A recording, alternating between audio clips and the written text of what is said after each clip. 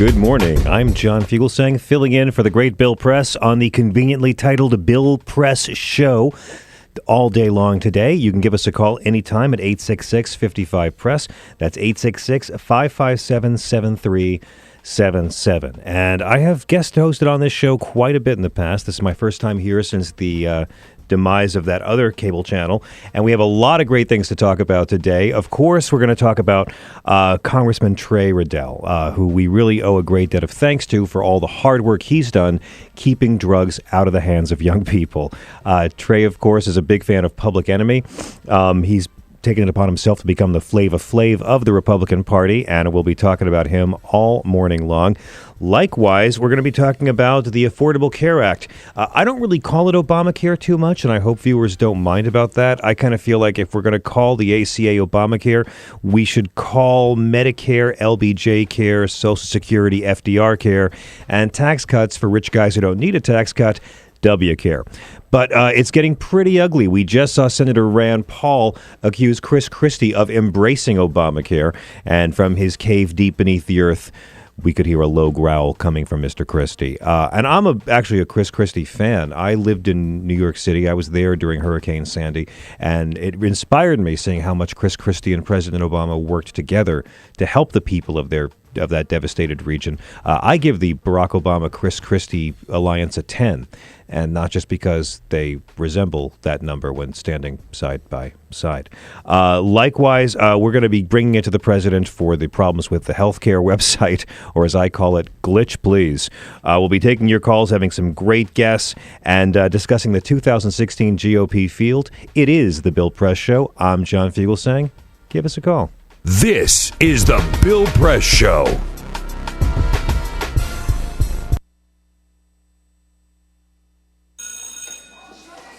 Don't look at me. Your hair's a bit frizzy today. Aww, you should pick that up. Oh, you're such a dork. Loser. Here, let me help you with that. Oops. Every day, kids witness bullying. Oh, look.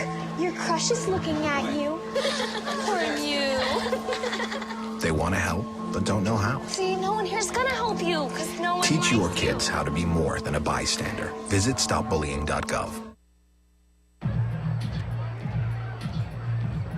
If you drive buzzed, it could cost you around $10,000. You'll face major legal fees, major fines, and steep insurance penalties. You could lose everything. Nothing kills a buzz like getting pulled over for buzz driving, because buzz driving is drunk driving. When some people struggle with their mortgage payments, they become frozen, petrified. Not knowing what to do, they do nothing. But the people who take action are far more likely to get the most positive outcome. Making home affordable is a free government program. Call now to talk one-on-one with a housing expert about the options that are right for you. Real help, real answers, right now. Here at the GED Pep Talk Center, we have pep talkers standing by to get you motivated for your GED diploma. Text the name Terry to 69222 for a sympathetic pep talk. You show people what you really are. Or for a gentle pep talk, text the name Deborah. You know you're going to make people very proud of you. And if that's not enough, text the name Danny for an extreme pep talk. Prove everyone wrong. Show them you're the boss. Get your GED pep talk and find free GED classes. Text the name of the person you want a pep talk from to 69222.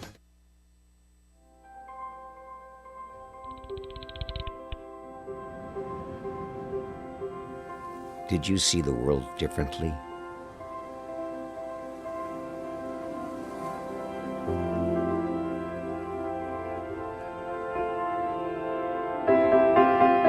Did you celebrate the victory?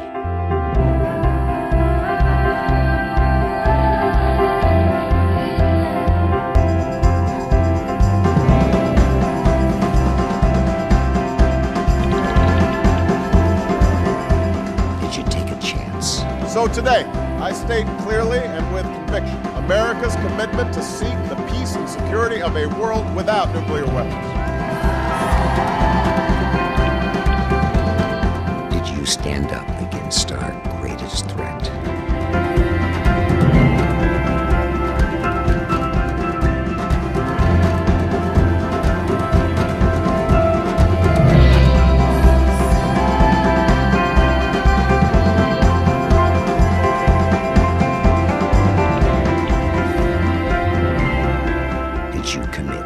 Change the world.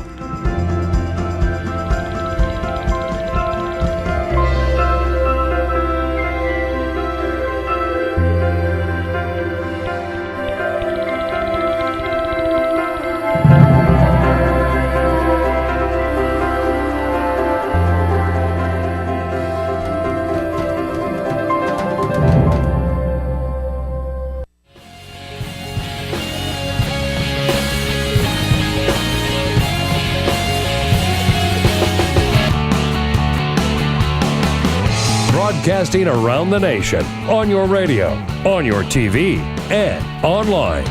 This is The Bill Press Show. This is The Bill Press Show. I'm John Fugelsang, filling in for Bill all morning on your radio or on Free Speech TV or on the YouTube. And it's a real pleasure to be back, joined as always here in Bill Press Land by the great Peter Ogburn. John, hello. Hi there. How are you, sir? I'm doing well. Thank you for being here. Thank you for having me. For those of you new to the show, I guest hosted this show every day last year. Pretty much. Every day in 2012. Pretty much. And I've been gone for a while working for the late lamented Current TV, and then I just got back from 2 months making a film for PBS, and it is so terrific to return to the Bill Press Show, not just because it's the greatest political talk show that's on the air when Amish farmers are milking, and not just because it redeems all of D.C. With its sheer brilliance, but because I like a chance to come here to one of the finest shows in TV and drag it down to my level. So thank you for having me. We're happy to have you. It's great to be here. We're happy to be dragged down. Well, thank you. I'm exhausted. I was up all night with my buddy Trey Radel, so I'm a bit bleary-eyed. Broken party, man. Of course, we'll be talking all about Congressman Trey Radel doing his damnedest to keep drugs out of the hands of young people, and I respect that. I really do. We're also going to be talking about Obamacare and where things are at with the Affordable Care Act right now, both with the website and with the GOP alternative, which, you know, the best thing about the Republican website for their health care plan, it's never crashed. Never crashed. That's a good point. That's what you get when you don't create one. We're also going to be talking about the great state of Illinois now recognizing marriage equality, which Governor Pat Quinn signed into law yesterday, which is very excited if you're a guy that wants to marry a guy in Chicago. And military sexual assault, the Kirsten Gillibrand bill is going up against the Claire McCaskill bill. They're basically the same, except the Kirsten Gillibrand bill actually does stuff to stop it. So that's the one difference, I think. Other than that, yeah. Yeah, you know, listen, hey, nothing against Claire McCaskill, but if you liked asking polluters to clean up after themselves, you'll love asking commanding officers to honestly report their own sexual assault cases. Likewise, the Medal of Freedom yesterday, and then just everything else going on in the news, especially getting excited for 2016. Not 2014. I'm already excited for 2016. Yeah? Well, think about it. I mean, 2012 was a great GOP field. In terms of having this intellectual clown car that came out. Certainly in terms of entertainment value. Oh, it was King Romney and the Knights of the Trickle-Down Table. Only two of those guys were actually running for president, okay? Romney and Rick Perry. Everyone else was running for higher public speaking fees. You had Herman Cain, who, the Cain train went off the tracks because the conductor couldn't stop chasing caboose. You had Santorum. You had Michelle Bachmann, who is America's sweetheart. I love her. I think we were ready for another president who thought Rwanda was JJ's sister on Good Times. But 2016 is going to be like, it's going to be like taking the 2012 GOP field and going from single to double-digit IQs. We're going to have, it's going to be great. It's all going to be the GOP heavy hitters this time. Marco Rubio will run. He won't be running on his record of immigration reform. No. He'll be running on making you forget that and talking about abortion a lot. Jeb Bush will be running, trying to remind us what brand name loyalty is. Christie will be running, which is great because he hates everyone and they all hate him. Rand Paul, of course, will be running, trying to make us believe you can worship Ayn Rand and Jesus at the same time. And who am I missing? Ted Cruz. Ted Cruz. Now, I'm so excited for Ted Cruz to run for president, partially because he already thinks he is, but also, doesn't Ted Cruz remind you of like the guy who keeps trying to sell you an above-ground pool? You know, and you tell him you don't want one, you don't need one, you live in an apartment, but he just won't stop. Ted Cruz is the Abraham Lincoln of Sarah Palin's, and it's not going to stop. It's going to be a beautiful thing watching Ted try to prove his intellectual bona fides. So I'm excited. Santorum will run again, which will be great because you can't keep Santorum down. It keeps shooting to the top. Oh, and then Rick Perry will be running again, the man who thought Arab Spring was a Saudi deodorant. So it's going to be a lot of fun watching these guys come out and I don't know who the female GOP heavy hitter will be. I'd like to think they're going to run a woman this year or in 3 years. I don't think Mrs. Palin will be doing it, but I'd love to see that. And we'll also be talking about Martin Bashir apologizing for his ugly comments about Sarah Palin's much more ugly, offensive, vulgar comments than Martin Bashir could ever make on his worst day. So we'll be taking your calls all morning at 866-55-PRESS. That's 866-55-PRES, 557-7377. You got it. And today's got a great lineup of guests. Dean Obeidallah is one of my favorite comedians, not just one of my favorite Muslim comedians. And I did a fundraiser with Sarah Silverman in New York City a couple nights ago for women in Texas, raising money to help fight for women's reproductive rights in Texas with Dean. We were the token Muslim and Catholic on the bill. And so I want to talk with him about that as well as his new pieces about Christie. Dean's been writing a lot for Daily Beast, and he's sort of become our foremost Muslim comedian expert on Christie. A very, very funny guy. He's a very funny guy, a great guy. Congressman John Yarmuth will be here this morning. Is he in studio? He's in studio, I sir. can't wait. He's Okay, in studio. From the great state of Kentucky, overrun with Democrats. We'll get one of them in here. And one of the great success stories out of the whole healthcare, whereas indeed the national website for healthcare not so great. The Kentucky website has been working great. They've enrolled a lot of people. It's got to be tough for Kentucky Republicans when your state finally leads the nation in something. That's right. But it's what you've been conditioned to hate because it stops people in your state from dying. See, the Affordable Care Act is a GOP-created idea, implemented by a GOP governor in Massachusetts, upheld by a GOP Supreme Court, and they're trying to kill it before it can save the lives of any GOP people. Am I right? That sums it up. Yeah, I was saying to Peter before, I'm not a huge fan of the Affordable Care Act. I'm not a huge fan of the mandate. I thought we should have single payer, the evil socialism that all of our capitalist allies enjoy. And I don't know why Israel and the UK deserve a better healthcare system than we have. However, the ACA is the closest we've come to actual reform in this country, and even if you don't love the mandate, which Barack Obama didn't when he was running for president, he campaigned against this concept. It's so much better than anything we've had. It's better than anything we've had in 100 years.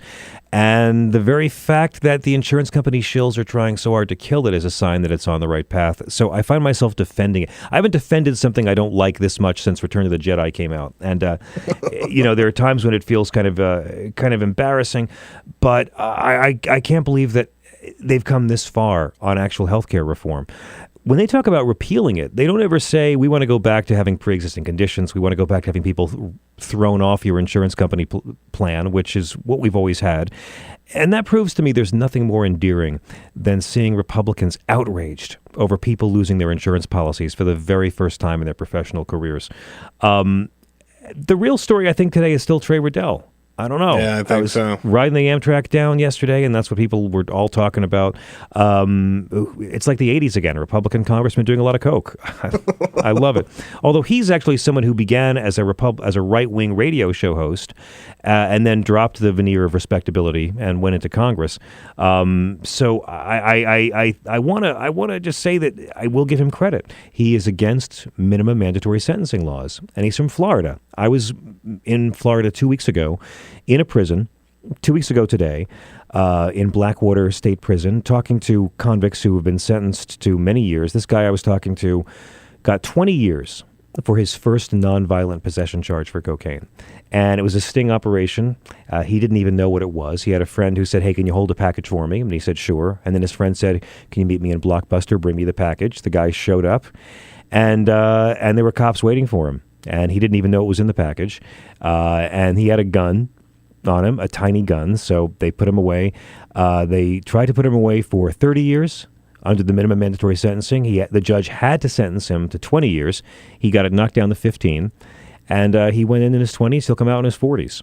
And that's minimum mandatory sentencing laws, where you can get 20 years for your first ever nonviolent possession offense, which is a great way to keep the prison industrial complex going and lock up, well, you know who. That's so sad.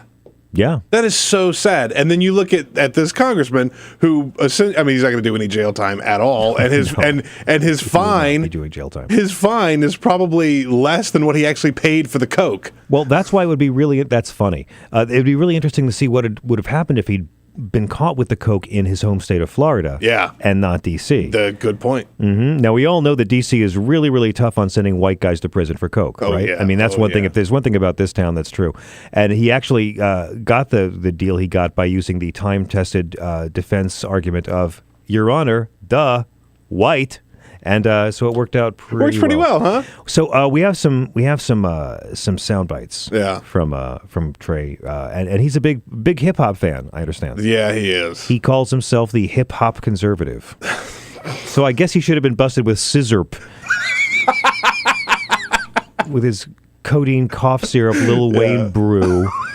Rather than the coke, how 80s retro. Right. But this is Congressman Trey Radel. Peter, is he making excuses? No, he's not making excuses. He's very sorry. I'm sorry. I have no excuse for what I've done. And I'm not going to sit here and try and make any excuses for what I've done. So he's not going to make any, really, because what a guy. He could have done that. He could have said, "Oh, I fell and the coke landed in my hand." Right. But I'm glad he's a stand-up guy. It's awesome. He's not going to make any excuses for what he's done. It's sort of like, I don't know, what's the metaphor I'm looking for? A wake-up call? Sometimes in life you need a wake-up call. This is my wake-up call. I've been struggling with this, but I have had my wake-up call. Now, I haven't been here since the show began broadcasting on Free Speech TV, so this is the part where I ask, am I allowed to say the word douchebag? Sure. Okay. Here's the thing. He's not a complete douchebag. Okay. Any Republican in Florida who will stand up against mandatory minimum sentencing laws has a beating heart in his chest. And I've all I know about this guy is his Twitter feed. I've followed him for a while. He seems like a nice enough guy. Pretty much all of his Twitter feed is repeal the ACA. So I love defending a guy who's voted 40 odd times to bring back pre-existing conditions. And as far as rap goes, this guy loves Public Enemy. They asked him his favorite hip-hop album of all time, and he's like, oh, brah, that's a tough question. I'd have to say either Takes a Nation, a Million to Hold Us Back. And I'm like, dude, you've never... it's like Chris Christie being a Springsteen fan. How can you be that big a fan and never listen to the lyrics? What is it? Just Chris Christie likes the beat of the Born to Run album? Chris Christie listens to Nebraska and thinks it's a comic masterpiece. And this guy, I don't really understand how you can claim... First off, he compares himself to Public Enemy and says that Fight the Power reminds him of his fight against Congress. The man doesn't listen to the words of the song. You just don't get it. You're a white conservative who gets Tea Party conservative busted for coke and doesn't see the inside of a jail cell, and you're going to tell us about how much the music of Public Enemy means to you? This guy is the Flava Flav of the Tea Party, which is previously Sarah Palin's title. And he actually should wear a clock around his neck to remind himself of how far he's setting back the GOP. No, you don't get to claim to be a big hip-hop fan and call yourself the hip-hop conservative and then be part of this racket. And the biggest part of the racket is, and you know this, Trey Radel, as recently as last month, is on record as supporting mandatory drug testing for all welfare recipients. So you're living off the public teat, and you're going to threaten poor people with more poverty if they do exactly what you just did, Trey? Say it ain't so. I hope this guy at least loves his wife. I have to mend her heart, which I've broken. And I've broken a lot of hearts. And I need to regain that trust and rebuild our relationship. But she is stuck with me and will continue to stick with me.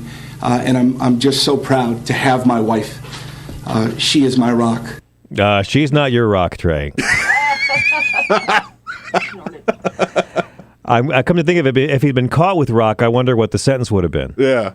By the way. So far we are on step number 3 of the apology by numbers book.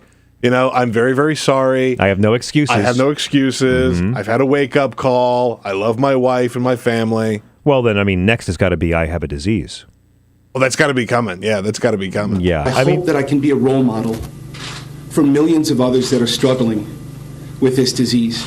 I hope I can be a role model for white, wealthy, conservative fans of hip-hop music who don't listen to the lyrics and who think welfare recipients should be thrown off of their benefits if they do the same exact drugs that I just did, and I expect to keep my job. Yeah, sure. Am I missing anything? Let me ask you this.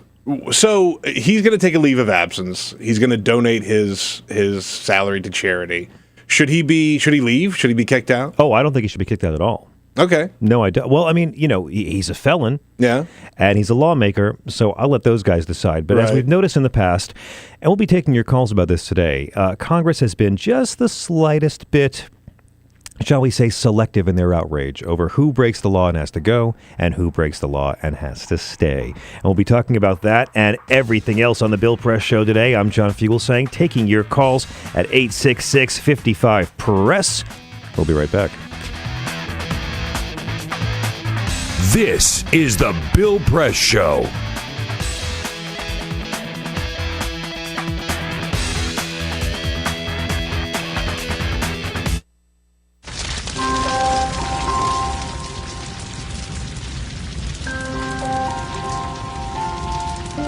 A single ember that escapes from a wildfire can travel more than a mile. That single ember can ignite and destroy your home or even your community. You can't control where that ember will land, only what happens when it does. Get Fire Adapted now at fireadapted.org. Columbine, Virginia Tech, Tucson, Aurora, Fort Hood, Oak Creek, Newtown. Newtown, Newtown. Newtown. How many more? How many more? How many more colleges? How many more classrooms? How many more movie theaters? How many more houses of faith? How many more shopping malls? How many more street corners? How many more? How many more? Enough. Enough. Enough. Enough.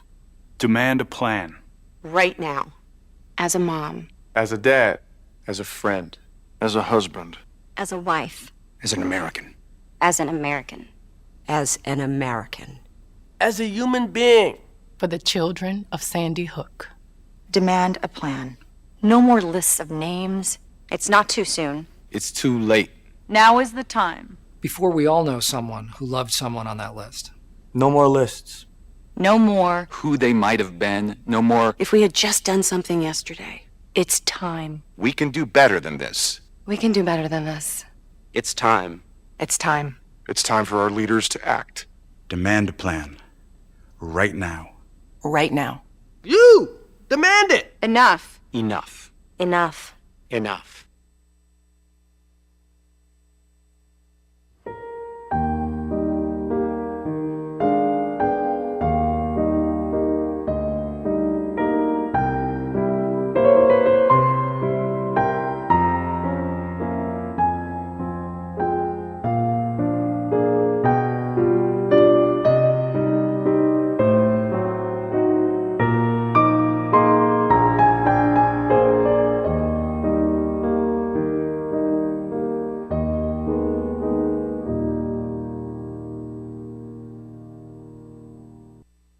None of us would want to be told we can't marry the person we love. As Americans, we believe in freedom. That's what I fought for as a Marine, and that's what we believe in as Republicans. Freedom means freedom for everyone. I didn't used to understand the importance of same-sex marriage, but after learning my brother was gay, I wanted the same rights for him. He was the best man at my wedding, and I want to be the best man at his. It's only fair that Calvin should have the freedom to marry the person he loves, too. It's time for marriage.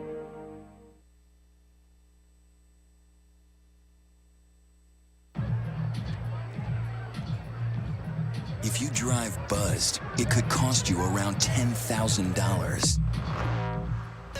You'll face major legal fees, major fines, and steep insurance penalties. You could lose everything. Nothing kills a buzz like getting pulled over for buzz driving, because buzz driving is drunk driving. When some people struggle with their mortgage payments, they become frozen, petrified. Not knowing what to do, they do nothing. But the people who take action are far more likely to get the most positive outcome. Making home affordable is a free government program. Call now to talk one-on-one with a housing expert about the options that are right for you. Real help, real answers, right now.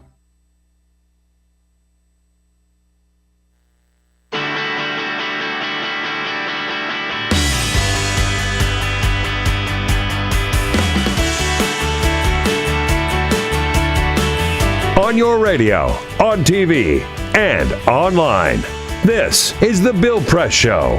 This is The Bill Press Show. I'm John Fugelsang, filling in for Bill, joining you all morning. Please give us a call, won't y'all, at 866-55-PRESS. That's 866-55-PRESS. So I mentioned this in the promo earlier. Peter Ogburn, great to be with you as always. Great to be back. Thanks. And dragging Bill's show down to my level. Thank you. No, it's great that you guys, succumb to my blackmail. The thing is, I have no problem calling the Affordable Care Act Obamacare as long as you also call Social Security FDR care and Medicare LBJ care and wars we don't need W care. So in that sense, I don't mind it at all. And I think that it's great that so many people are fighting so hard to bring back pre-existing conditions. But when I hear about the website, I'm just like, glitch, please. You know what I mean? When the website has cost us $24 billion, like the government shut. Although the government shutdown didn't cost $24 billion, did it? That was a liberal myth. It's in the billions, right? However, but there's nothing more precious than seeing Republican lawmakers furious that someone's had their insurance plans canceled. That's never happened before. That's why we have it's almost like insurance companies were evil schmucks, and they were doing evil schmucky things for many years. And the number one cause of bankruptcy in our country was people couldn't pay their evil schmucky premiums to their evil schmucky companies. And our capitalist allies with universal health care never had these problems. And so we have this Republican law that Barack Obama put into place to stop the evil schmuckiness. And so now if your insurance company is being evil and schmucky, Fox News and the GOP really want you to blame not your evil schmucky insurance company, but Barack Obama. Am I getting all of that completely right? I think you nailed it. Okay, I think you nailed it. Ike is calling us from Charleston, South Carolina, one of the most beautiful cities in the country. Good morning, Ike. You're on the Bill Press Show. Bingo, spot on. Yeah, I'm wondering why the media can't seem to find insurance executives to come on the air and explain their actions. But, going back to this fellow who got popped with the cocaine. You know what, Ike? I'm sorry. I'm new here. They're giving me the signal we have to go to commercial break. Can you hang on for a minute? Yeah, you got it. Stick around, Ike. Yeah, we'll be right back. I'm sorry. This is what I do. It's like my prom date. I bring him to the brink, and then I make him wait. We'll be getting Ike's call and yours as well on the Bill Press Show. We come right back. I'm John Fugelsang, 866-55-PRESS. I'll leave you hanging. This is the Bill Press Show. So this is my computer. This is your computer. Let's go on the internet. Let's go. Click it. Yes. Okay. I cursor in between the R and the E. Pressing dot. I want you to just push the area. She's gonna love me all over again. That's it. Jamaica, here you go. Here we go. Good job. Thank you. And I did it by myself. Feel smarter.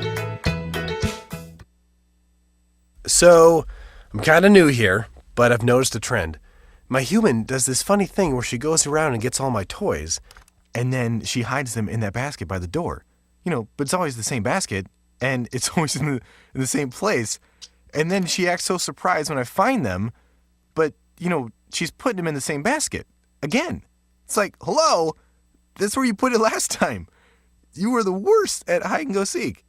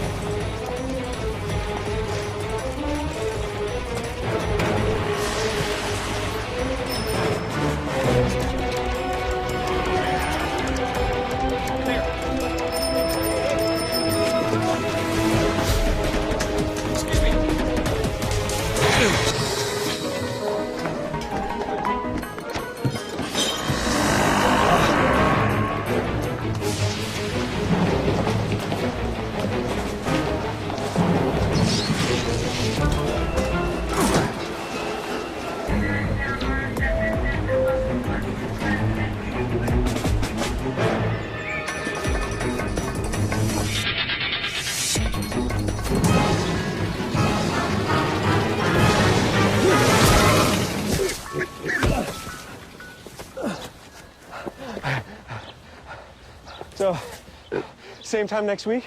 Well, of course. Put away a few bucks, feel like $1 million. For free tips to help you save, go to Feed the Pig.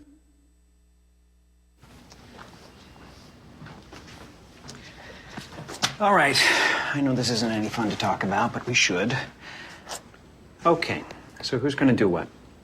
I'll pack the dead batteries. Great. I'll only put what I don't need into a duffel bag. Perfect. That's totally unhelpful. No problem. Meanwhile, I will try to comfort everyone by speaking in a calm voice. And I'll try to get the generator going without any gas. Oh, let's not forget the cell phones, which probably won't work. Right. And who is going to handle supplies? I can forget to do a list for us. Thanks, pal.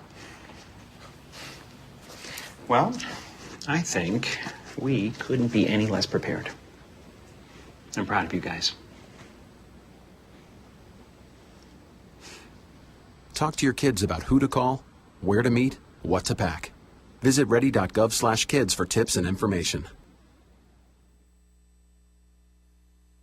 Hey, thanks for stopping by. You know, I followed your character since the first episode. I'm a big fan, big fan. Thank you. And listen, your storyline, it makes for incredible TV drama. Thing is, your drug use is very adult content. Too adult for the kids. So I'm gonna have to block you. Oh, man. Yeah. Well, have a good one.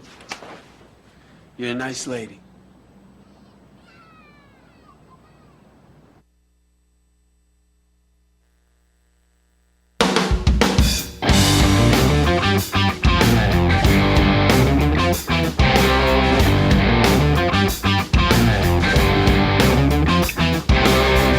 This is the Bill Press Show. This is the Bill Press Show, or as I call it, Troll Busters. I'm John Fugelsang. We are giving you the talking points you need to handle the right-wing troll in your office, or your neighbor with the bald eagle wallpaper fetish, or that relative coming up at Thanksgiving who really thinks Jesus would have liked the death penalty and cutting welfare recipients for poor people. And we're taking your calls all morning at 866-55-PRESS. That's 866-55-PRESS. I am voting for Jesus for president in 2016. I want to run him as a Republican, because what Republican wouldn't want to vote for Jesus Christ, huh? What Republican wouldn't want to vote for a guy like Jesus Christ, who, if you believe the Bible, was a peaceful, radical, nonviolent revolutionary who hung out with lepers, hookers, and crooks, who never spoke English, was not an American citizen, was anti-capitalism, anti-wealth, completely anti-death penalty, anti-public prayer, Matthew 6:5, yes he was, but never once anti-gay, never mentioned abortion, never really condemned premarital sex, never called the poor lazy, never fought for tax cuts for the wealthiest Nazarenes, never justified torture, never asked a leper for a copay, and was a long-haired, brown-skinned, homeless, community organizing, anti-slut-shaming Middle Eastern Jew. But that's only if you believe what's actually in the Bible. Chew on that, Republicans, and we're taking your calls all morning. I got to go back to Ike in Charleston, South Carolina. Ike, I'm so sorry that I brought you right to the brink and then had to make you wait, but you're back on the Bill Press Show. Good morning. Well, I'll just take the approach I took at prom. I'll try to be real quick. When it comes down to this guy that got popped for the cocaine. Yeah, let's talk about Congressman Trey Radel. What bugs me is whether it's these gay congressmen, gay senators, such as Lindsey Graham out of South Carolina, or Ed Gillespie, who after they fought against doing everything they could to give equal rights to people that deserve it, then they turn around two-faced and they come out and say, oh, by the way, I'm gay, or oh, by the way, you know, it's just like... Do you think Lindsey Graham is going to be coming out and saying, by the way, I'm gay anytime soon? I don't know, John. I mean, there's some folks that are just really good at keeping things in the closet. But one other. Oh, I didn't say that about Lindsey Graham, and I'm not presuming anything about his sexuality. As far as I know, he's a ragingly heterosexual man who deeply enjoys being a committed bachelor. And Lindsey Graham himself said, "I ain't gay." And you know, when Lindsey whips out his "ain't," that he's really trying to convince the Tea Party primary voters. Well, and one last thing, if this fellow wants to do everybody a favor and stand up and take and be a man and do something good, when he gets back into Congress, he can start sponsoring bills to get more health care and decriminalizing this stuff to the point that instead of going to prison, and not to mention the disparities in how black folks wind up in jail more than we do, but they could also... that'll help him get reelected, right? he could also sponsor something for rehab instead of going to jail, because it's a health issue and it's not so much a crime issue, my friend. That's an issue, I think, Ike, where you might be right, and that's the sort of thing Trey Radel might do. He's not going to call to any real change to our drug laws. He's come out against the drug war. To his credit, he's pulled a page out of the Rand Paul playbook and spoken about the futility of our drug war.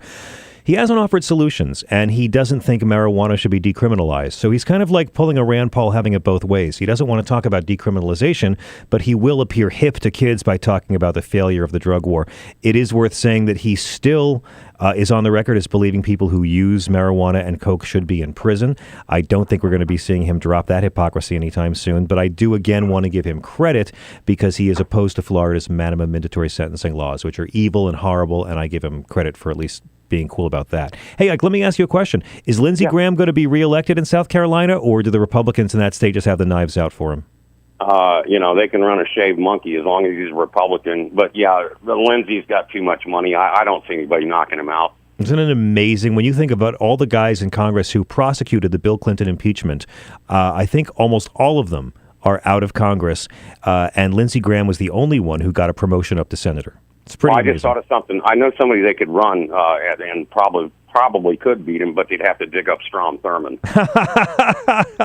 He'd get Tea Party. He'd get primaried for not being right wing enough because he was once a Democrat. Ike, thank you so much for your call. It's a pleasure to talk to you. And Sharon is calling us from Sycamore, Illinois. I might go there to get gay married today. Good morning, Sharon. Hi. The American cocaine congressman. Please. Guy.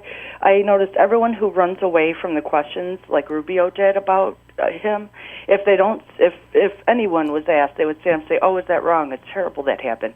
Anyone who runs away from the question, like Rubio, just makes it look like he does coke with them. I think you're thinking of John Boehner.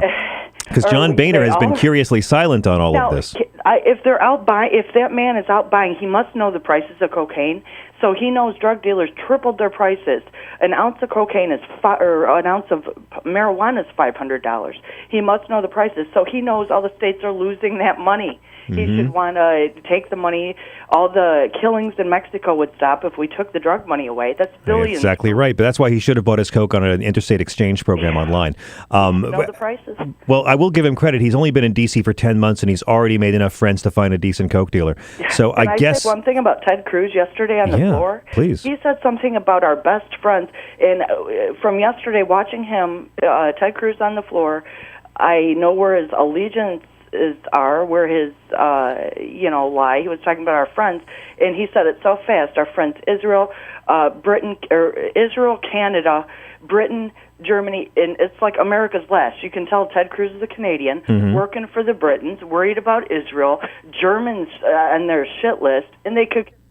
Yep. Well, sorry, you said a bad word, and we can't have that on Free Speech TV.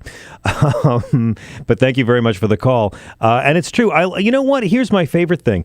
I love seeing our Republican friends who don't like gay rights. They don't like seeing women in combat. They don't like universal health care, and they really want to support Israel.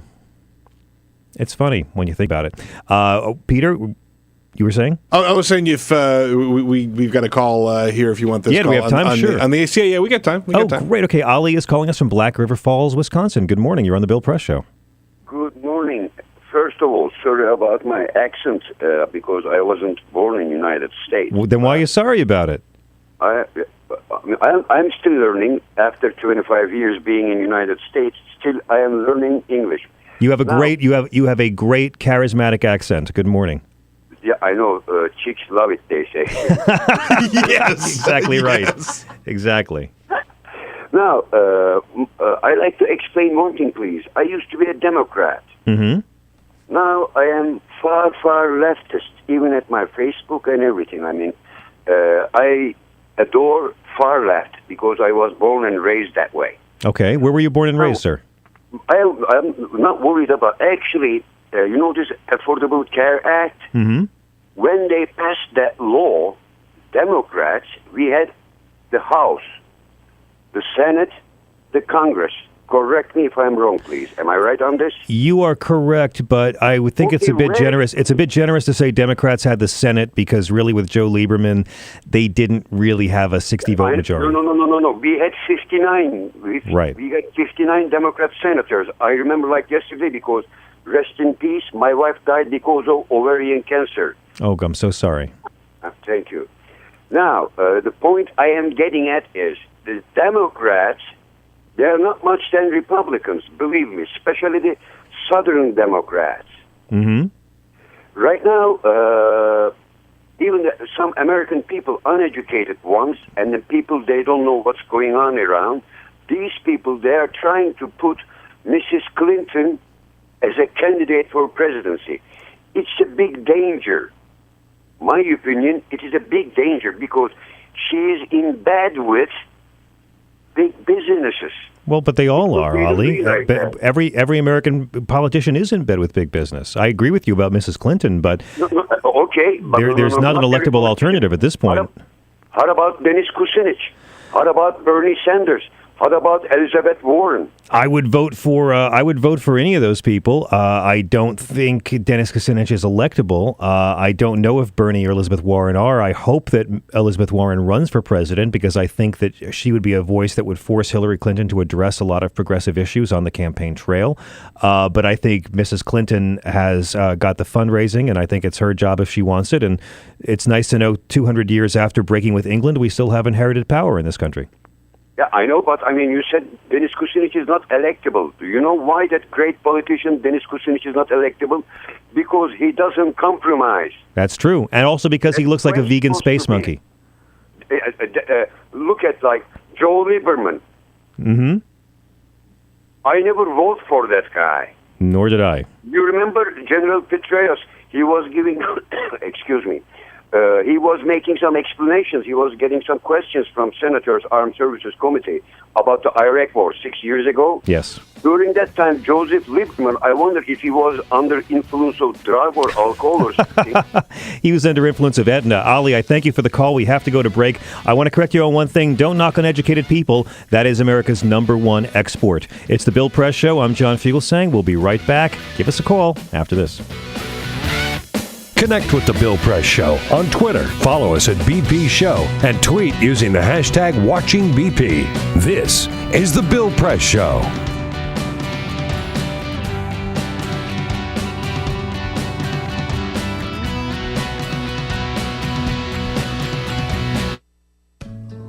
You wouldn't let money just blow out of your house.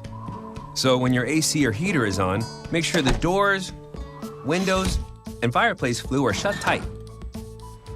If you're headed out, turn down the AC or lower the heat by 10 degrees. And always keep your water heater set at 120. A little bit of common sense goes a long way. Get more great tips at energysaver.gov. So, I'm kind of new here, but I've noticed a trend. My human does this funny thing where she goes around and gets all my toys, and then she hides them in that basket by the door. You know, but it's always the same basket, and it's always in the same place. And then she acts so surprised when I find them, but, you know, she's putting them in the same basket. Again. It's like, hello? That's where you put it last time. You were the worst at hide and go seek.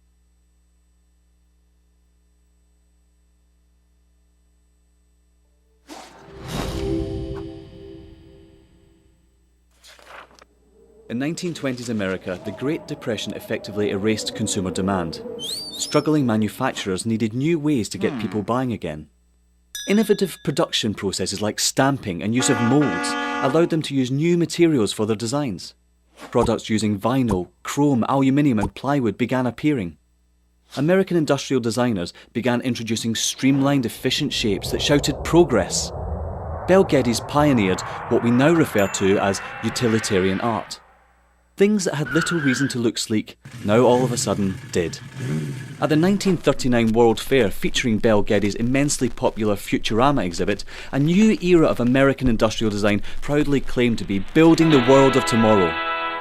Americans found great positivity in these futuristic forms. Yay. Things were looking up. American industrial designers realised that by making objects look great, people simply wanted them more. From cars to kitchen appliances, the most influential society on earth was spending money again. Mass consumption had arrived. Advertisers finally had lots to talk about. Personal taste could be expressed through the things you bought. Style became equally as important as function. Chair designers like Eames and Saarinen didn't just design seating, they created desirable lifestyles. People behind the product suddenly were stars. Everyone wanted to know who they were. Raymond Loewy was one of the shining lights of American industrial design. His face ended up on every coffee table in the nation. Toothpaste packaging promised whiter teeth. Washing powder packaging promised whiter whites. Who knew such simple household objects would shape the tastes and ambitions of an entire society? American industrial design improved America, functionally, culturally and intellectually, and exported it around the globe.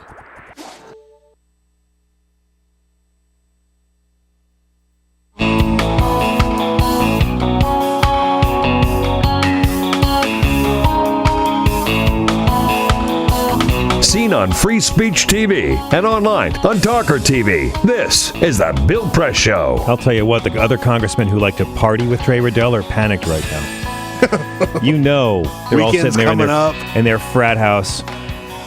What are we going to do? Supporting the drug war. Supporting locking people up for the same stuff they do. And that goes for presidents as well. It's worth pointing out our last 3 presidents. I won't name them. You can just guess who I'm talking about. Our last 3 presidents have all been vague at best, or maybe specific in some cases about their own illegal narcotic use. Yet these same last 3 presidents have had no problem with continually locking up people for the same offenses they committed.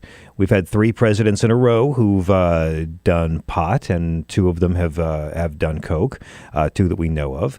And so if they thought it was a sin, they turned themselves in. That's my little Johnny Cochran line.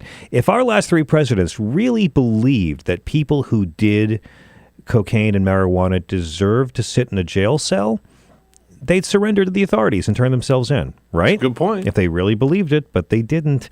We have a big business of locking up poor black and white men for nonviolent drug offenses. And hey, it's the backbone of our economy. Good morning. This is the Bill Press Show. I'm John Fugelsang, filling in for Bill all morning and taking your calls at 866-55-PRESS. And there's a lot I want to get to. I want to get to the military sexual assault bills. I want to get to Pat Quinn and marriage equality in Illinois. And I want to get to the Medal of Freedom yesterday. And of course, talking about George Zimmerman, who just realized that if you assault someone who's not black, you can get arrested like right away.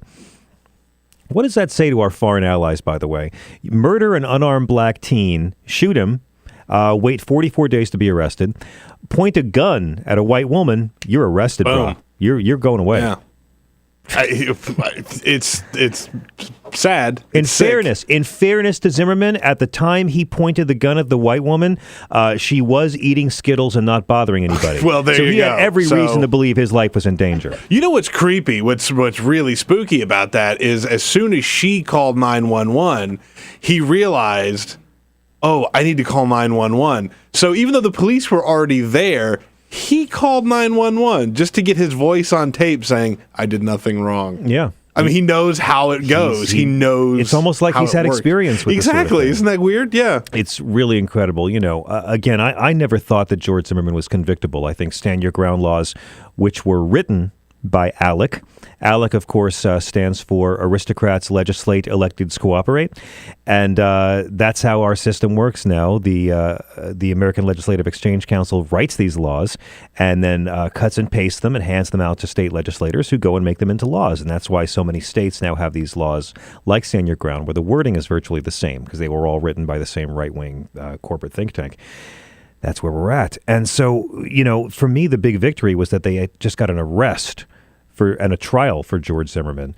That, to me, came about because African-American radio stations and blogs began talking about the outrage of the Trayvon Martin killing, and it led to the mainstream media gradually picking it up. I was working on CNN with Soledad O'Brien mornings early last year, when this case really began. And, you know, it was really amazing to see the mainstream media wake up to what had happened. And, you know, we had Trayvon Martin's parents on many times. Seeing what happened with that whole scenario and how this guy Zimmerman got to go away, it's going to be really interesting. And I invite you to call us about this at 866-55-PRESS to talk about your friends who defend George Zimmerman and where that's going to go. Because I can't wait to see those guys who defended him when he assaulted a female cop and shot an unarmed black kid tango with this one. CJ is calling us from Orlando, Florida. CJ, you're on the Bill Press Show. Oh, man, JF, I'm kind of embarrassed to be here, bro. Honestly, Why? Well, because we got, why? Okay, we got all the election fumbles. We got George, you know, I'm not a murderer, Zimmerman. I mean, give me a break. I mean, we've been the laughing stock for like the last 10 years. Yeah, but there's a lot of great progressive people in Florida too who are working very hard to change that. And I'm listen, Charlie Crist all the way. We got to get Rick Scott out. He's one of the worst. And you know, Florida seniors are the reason. Florida seniors are the reason I would say that neither Mitt Romney nor John McCain are president right now. So don't forget, there's some cool people there. I agree with you 100%. We got to get Rick Scott out. Anybody who's listening out there has got to go against Rick Scott. Yeah, Rick Scott, go back to chasing Harry Potter. No, go back to ripping everybody off for the Medicare. I mean, that's where he won all of his millions of dollars. What I wanted to say, though, I've been following you for a long time. I'm a Catholic. I was altar boy, choir boy. I love you. You are probably one of the greatest comedians of all time. Oh, and God bless your standards. 10 or 20 years, people will realize this. I want to know two things. One, why do you not come down to Orlando? Number one. Number two, I love the sexy liberal comedy show. I saw it. I love it. Thank you. And you guys are great. But I want to ask you one more question. When are the real liberal Democrats going to stand up for Obamacare and not run around? Because I'm sick and tired of people saying, "Well, you know what? We're going to this. We're going to listen." It is the greatest thing since sliced bread. It is going to help everybody out. I know this thing is a kerfuffle. I understand that. But you know what? It is, when it gets up and running, it's going to save lives. Exactly, CJ. And we have to go to break. I thank you for the call. I'm honored by your comments. We are bringing the Sexy Liberal Tour to Fort Lauderdale, I think, next month. And you will see more and more Democrats standing up for it. Don't forget, these glitches and kerfuffles are happening now. This will be forgotten in a year when it's actually saving lives. So hang tight. You know, just stay strong. And you seem like a good role model to weak, pansy Democrats. It is the Bill Press Show. I'm John Fugelsang. Give us a ring. We will be right back.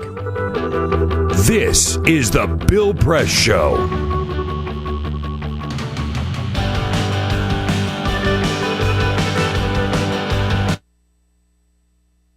It is possible to read the history of this country as one long struggle to extend the liberties established in our Constitution to everyone in America. In other words, who, according to our laws and culture, gets to be considered a person? The law creates legal personhood, and movements create law and change culture. So, how have the courts passed laws to shape our culture? That history goes way back before Citizens United. 1819, Dartmouth College versus Woodward, Supreme Court case, turned a corporate charter from a government-granted charter to a contract. This ruling gave corporations standing within the Constitution. 1886, Santa Clara County versus Southern Pacific Railroad. Though the court did not rule on corporate personhood, the decision was subsequently cited as a precedent to hold that a private corporation is entitled to the same 14th Amendment rights of due process and equal protection as human beings.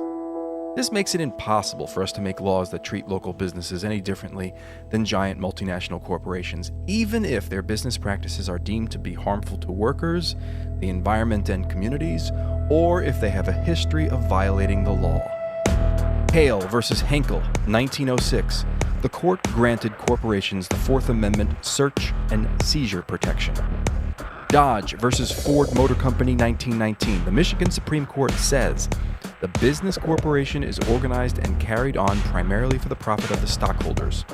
Stockholder primacy is established. The purpose of the corporation, according to the court, is no longer to serve the public good, as it had been. It is now to maximize profit for shareholders above all else. Pennsylvania Coal Company versus Mahon, 1922. Corporations get the Fifth Amendment takings clause, meaning if you pass a regulation that impacts a corporation's ability to make a profit, that is deemed a taking, and they can sue for the right to future profits lost. This creates a chilling effect, and local and state governments become much more hesitant to pass laws in the public interest for fear that corporations can claim loss of potential profits that cities and states will be on the hook to pay. Buckley versus Vallejo, 1976. The Supreme Court rules that spending money to influence elections is protected under the First Amendment, in effect saying that money is speech. Citizens United versus Federal Election Commission, 2010. Today, the Supreme Court of Chief Justice John Roberts declared that because of the alchemy of its 19th century predecessors in deciding that corporations had all the rights of people, any restrictions on how these corporate beings spend their money on political advertising are unconstitutional. The court's ruling threatens to undermine the integrity of elected institutions across the nation. It's a rejection of the common sense of the American people.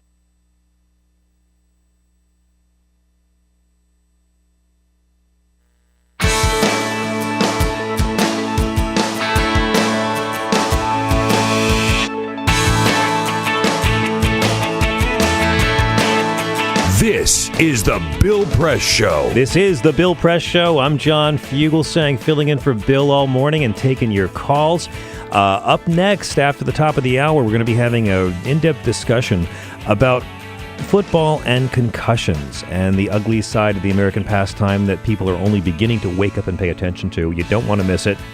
Even if you hate football, it's exactly the kind of conversation that you want to be a part of. And we'll be taking your calls all morning long at 866-55-PRESS. I got to tell you a story, if I may, Peter Ogburn. Yeah, in absolutely. Our minute before break, I was doing a benefit last week in Kansas City, Missouri, with Margaret Cho and Shelley Wright, the LBGT country singer.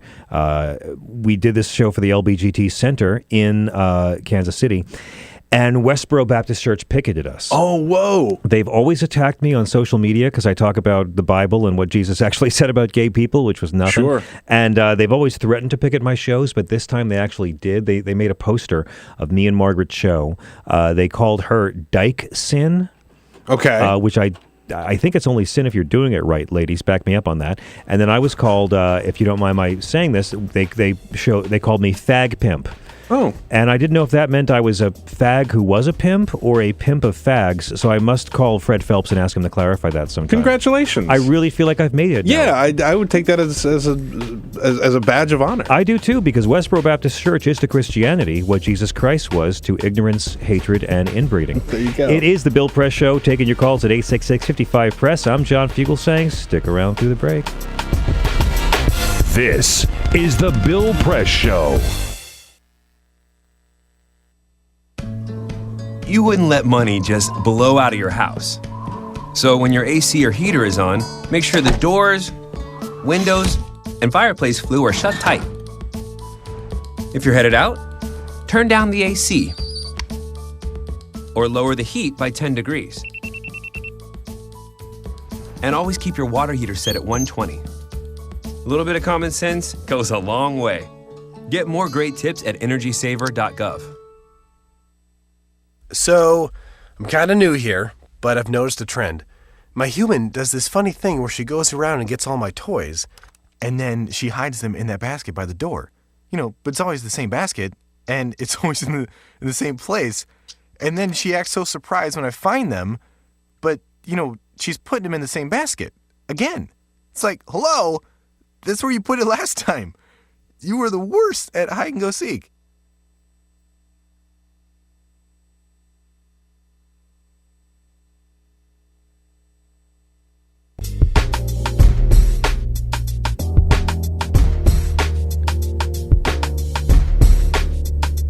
Good morning. I'm John Fugelsang, filling in for the great Bill Press on the conveniently titled Bill Press Show. All day long today. You can give us a call anytime at 866-55-PRESS. That's 866-557-7377. And I have guest hosted on this show quite a bit in the past. This is my first time here since the demise of that other cable channel. And we have a lot of great things to talk about today. Of course, we're going to talk about Congressman Trey Radel, who we really owe a great debt of thanks to for all the hard work he's done keeping drugs out of the hands of young people. Trey, of course, is a big fan of Public Enemy. He's taken it upon himself to become the Flava Flav of the Republican Party, and we'll be talking about him all morning long. Likewise, we're going to be talking about the Affordable Care Act. I don't really call it Obamacare too much, and I hope viewers don't mind about that. I kind of feel like if we're going to call the ACA Obamacare, we should call Medicare LBJ Care, Social Security FDR Care, and tax cuts for rich guys who don't need a tax cut, W Care. But it's getting pretty ugly. We just saw Senator Rand Paul accuse Christie of embracing Obamacare, and from his cave deep beneath the earth, we could hear a low growl coming from Mr. Christie. And I'm actually a Chris Christie fan. I lived in New York City. I was there during Hurricane Sandy, and it inspired me seeing how much Chris Christie and President Obama worked together to help the people of that devastated region. I give the Barack Obama-Chris Christie alliance a 10, and not just because they resemble that number when standing side by side. Likewise, we're going to be bringing it to the president for the problems with the healthcare website, or as I call it, Glitch Please. We'll be taking your calls, having some great guests, and discussing the 2016 GOP field. It is The Bill Press Show. I'm John Fugelsang. Give us a call. This is The Bill Press Show.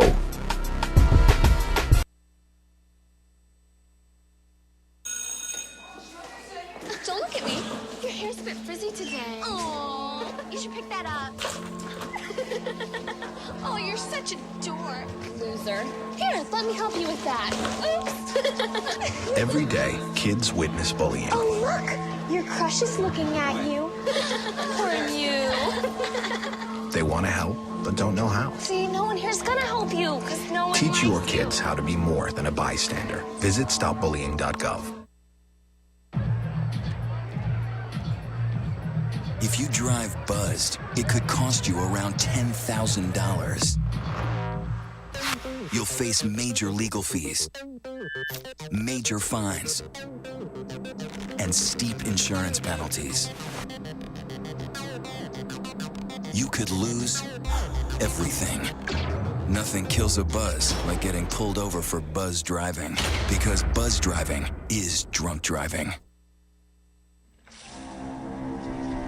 When some people struggle with their mortgage payments, they become frozen, petrified.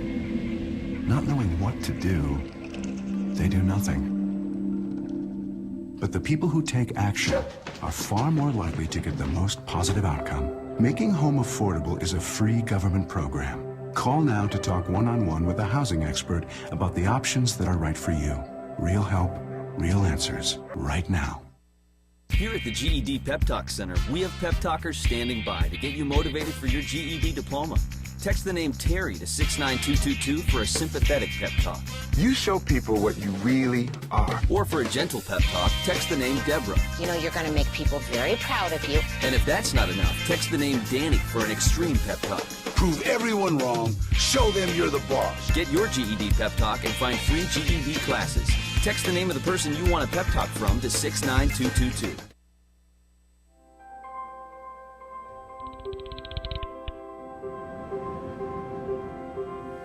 Did you see the world differently?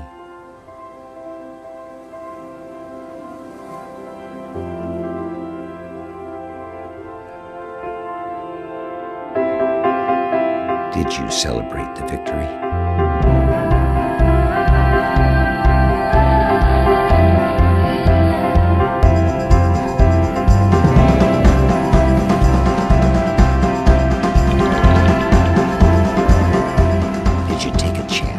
So today, I state clearly and with conviction America's commitment to seek the peace and security of a world without nuclear weapons.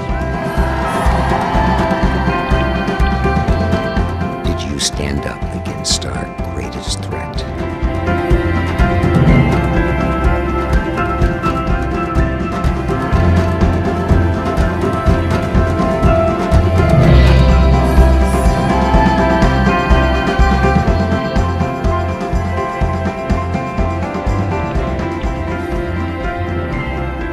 Did you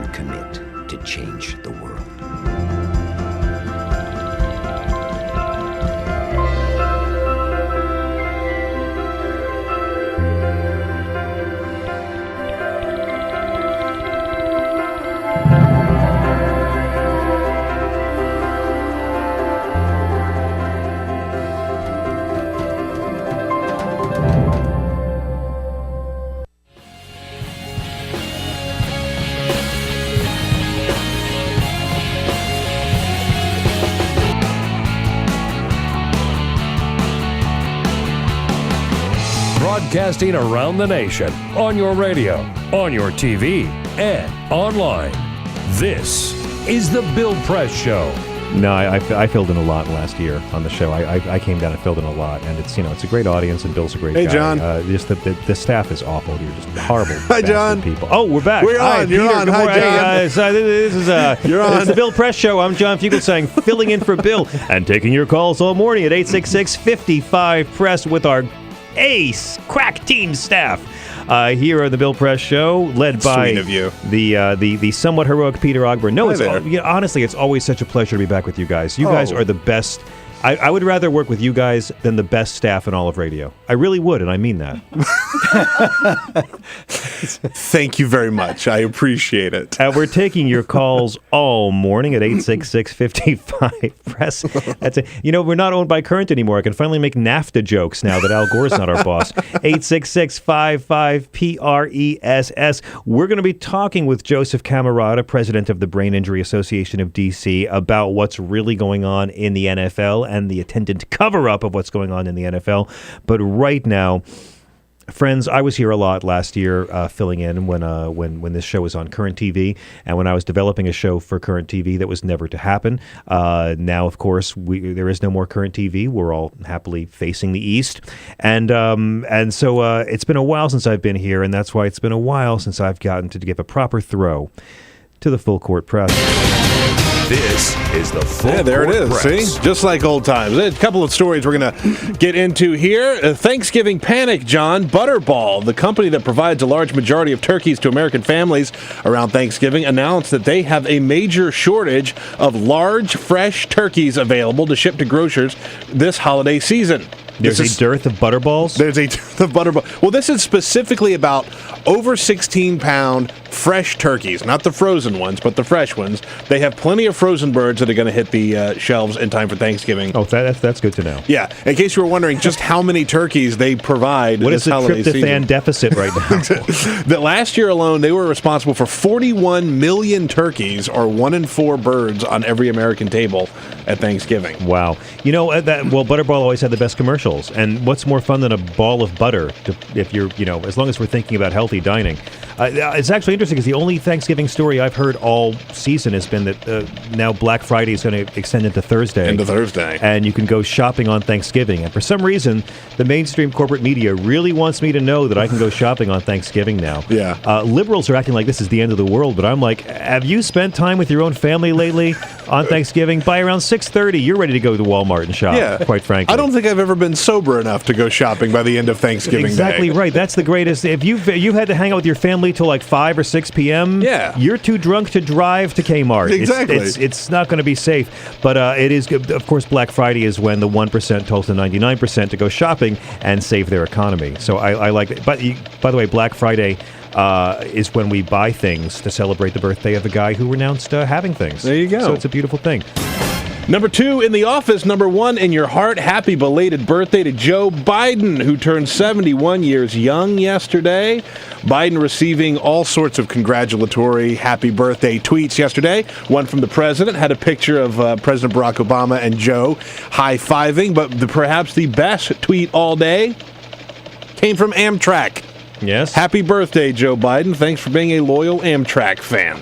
Oh, wow. Well, he was. He famously took the Amtrak home to Delaware every night. That's right. I took the Amtrak down here last night. Was Joe Biden on it? He was not, but you didn't bring me down first class. Oh, damn, sorry. One time last year, y'all brought me down on Amtrak first class, and I was sitting in the same car as David Boies and Madeleine Albright. Oh, wow. I got to learn how the DC 1% lives. It was fantastic. Madeleine Albright, by the way, all hands. No class at all. Okay. No class at all. And if you need a new camera, this might be for you. Just start saving up. Apple's Johnny Ive and designer Mark Newsom have designed the ultimate digital camera, and it'll only cost you between $500,000 and $5 million. The legendary design freaks have teamed up with Leica to create a special edition Leica M digital camera. It took them and 55 engineers a collective total of 2,149 hours over a 9-month period to create this camera. All of the proceeds will go to the Red charity. They're going to auction $5 million these off. outside of NASA, who can afford a $5 million camera? It's for charity. They're going to auction off a couple of these cameras, and the idea is that it's going to go to the Red charity, the global fund to fight AIDS around the world. So It's for a good cause, at least. So if you're going to drop $5 million on a camera, at least it's going to help somebody. That's good to know. And again, happy birthday to Vice President Biden. I think, when Barack Obama first got the nomination in 2008, everyone said, oh my God, the first major party nominee who's African-American, someone's going to take a shot at this man. Was Barack Obama afraid? He was not, because he had a vice presidential candidate in mind that would guarantee 0 assassination attempts. There you go. And that's, you want to kill me? Here's what you got once I'm gone. The crazy middle-aged white guy who's a middle-aged liberal, an actual liberal with plugs. Go ahead, take your best shot. So thank you, President Obama and Joe Biden. Joseph Camarrata is here and has been patiently waiting during this bit of nonsense with Peter. Joseph is, of course, president of the Brain Injury Association of D.C., and I welcome you to the Bill Press Show, sir. Thanks for having me. It's a pleasure to have you. Thank you. It's pretty inspiring that the mainstream media, and in particular the sports media, has finally begun to talk about concussions and brain injury in the NFL. And I want everyone to call in with their thoughts on this at 866-55-PRESS, because even if you're not a football fan, this issue really impacts all of us. And someone in your life loves football. And football's a big part of our economy, and it's really hard to get any kind of institutional change in football. So let me start by asking you in broad strokes, how big, sir, is this problem? It's a significant problem. There are about 1.7 million traumatic brain injuries per year, according to the government statistics. And we find that throughout sports or car accidents or what have you, that people are having brain injuries, concussions. Concussion is a brain injury that results from a blow or a jolt to the head, and there's a change in mental status. You're dazed, confused, disoriented. And it has significant long-term impacts. And it's about time, as you've said, that somebody is focusing on it and looking at just what the causes are, what are the signs and symptoms, what do you do if you're suspected of having a concussion, and how do you protect yourself against the long-term effects? Yeah, Bob Costas made headlines last week. He was appearing on Hang Up and Listen, Slate's sports podcast, and he talked about, he advised against kids playing football, citing the sport's extreme dangers, and he said he wouldn't let his son play football, which was a real surprise. But that may be a bit extreme. I don't think you have to go there. There have been many people who have been playing the sport, not only football, but hockey and lacrosse and soccer and what have you. And they're rigorous sports. Not all of the people that participate suffer concussions. I think what's important is to understand, what is a concussion? How can you get one? What are the signs and symptoms? What do you do if you have one? And how do you know? And how do you know if you have one? Well, if you may not know precisely that you do, but if you suspect you have a concussion, well, you don't continue to practice, you don't continue to play, no physical exertion or mental exertion, if you would, until the signs and symptoms clear up. How you know you have one is they're made through a diagnosis by a doctor or some other healthcare professional. Could be in D.C. an athletic trainer who has a sufficient background and experience on diagnosing concussions. And if you have suspected, you come out of a game, you got a shot. It's a shot to the head. You're feeling a little, I just don't feel right, a little off. Right. You probably got a concussion. I'm just my vision's a little blurry, or I'm just the lights are a little hazy. You might want to tell somebody about it, and you sit out the rest of the game. Now, I grew up as an American kid, which means I was raised by television.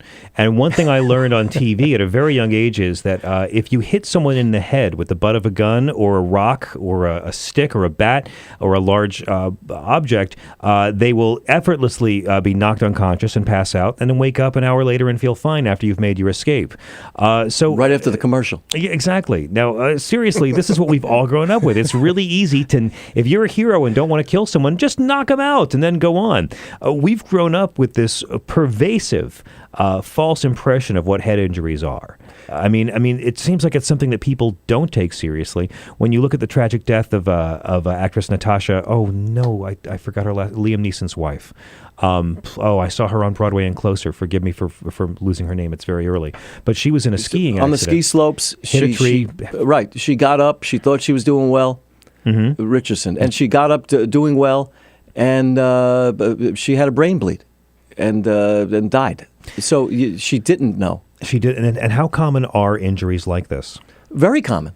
You have there's legislation throughout the United States. Most states have enacted legislation. I drafted the legislation in D.C. that I'm about to tell you about.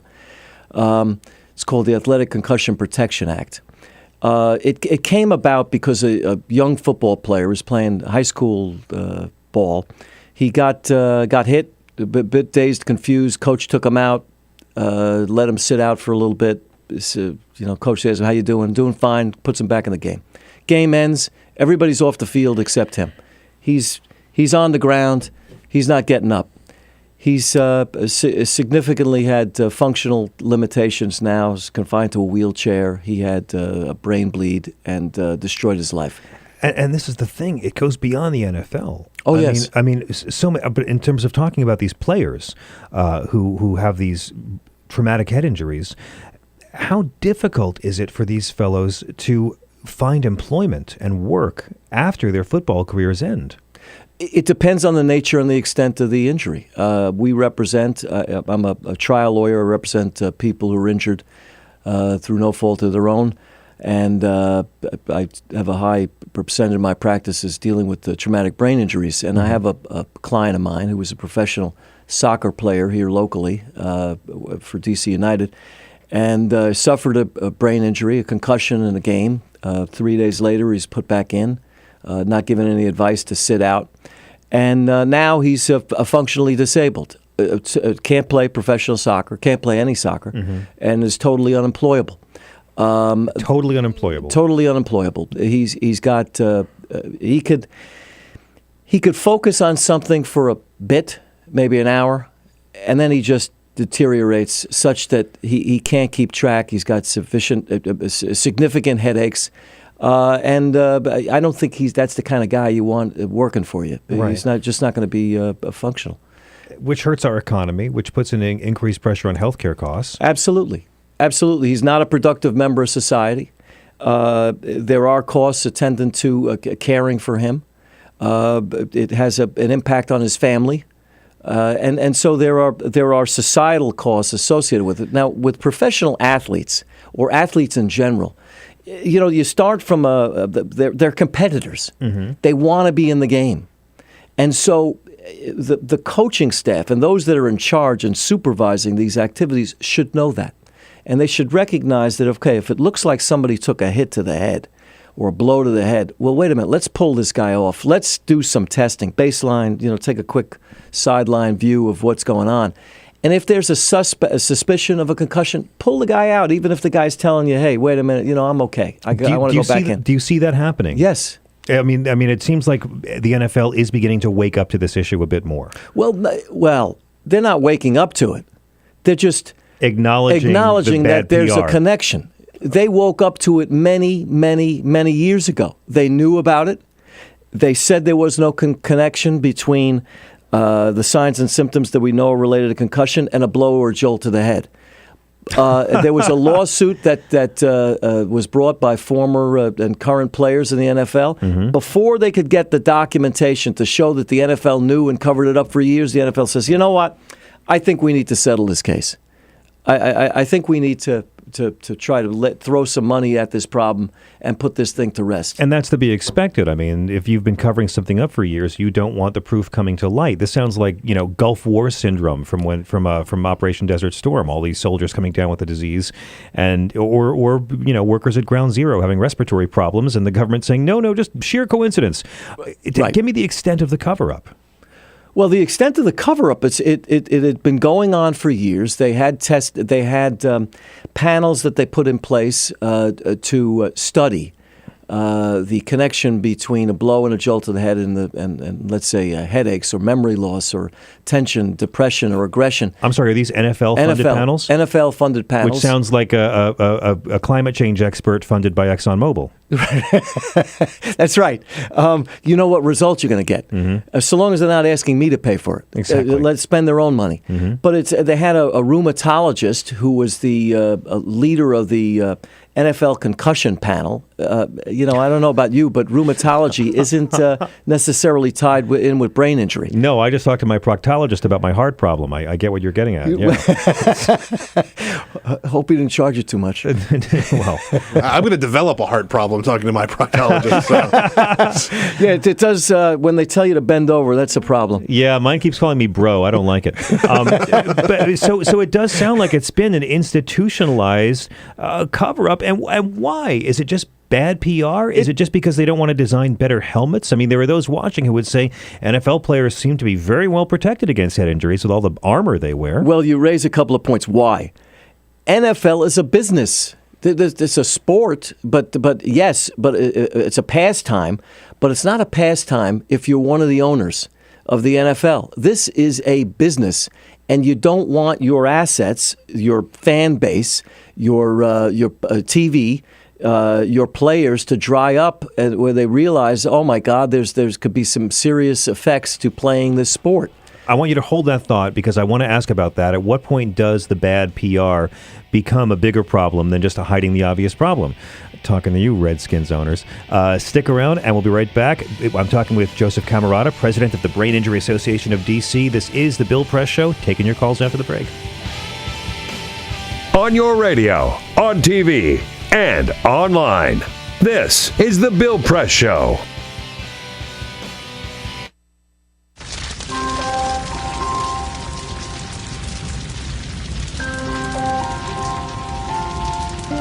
A single ember that escapes from a wildfire can travel more than a mile. That single ember can ignite and destroy your home or even your community. You can't control where that ember will land, only what happens when it does. Get Fire Adapted now at fireadapted.org. Columbine, Virginia Tech, Tucson, Aurora, Fort Hood, Oak Creek, Newtown. Newtown, Newtown. Newtown. How many more? How many more? How many more colleges? How many more classrooms? How many more movie theaters? How many more houses of faith? How many more shopping malls? How many more street corners? How many more? How many more? Enough. Enough. Enough. Enough. Demand a plan. Right now. As a mom. As a dad. As a friend. As a husband. As a wife. As an American.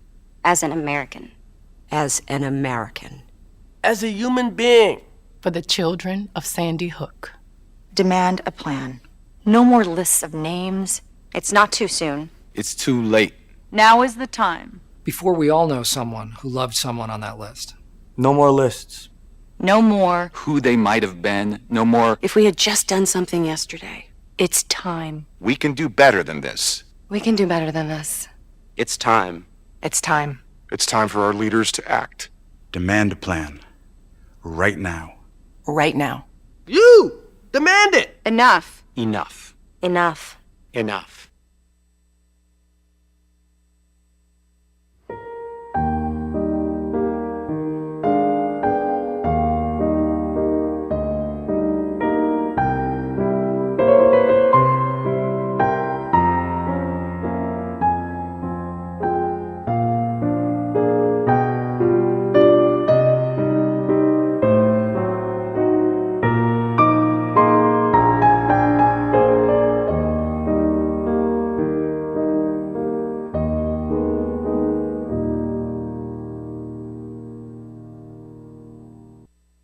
None of us would want to be told we can't marry the person we love. As Americans, we believe in freedom. That's what I fought for as a Marine, and that's what we believe in as Republicans. Freedom means freedom for everyone. I didn't used to understand the importance of same-sex marriage, but after learning my brother was gay, I wanted the same rights for him. He was the best man at my wedding, and I want to be the best man at his. It's only fair that Calvin should have the freedom to marry the person he loves, too. It's time for marriage.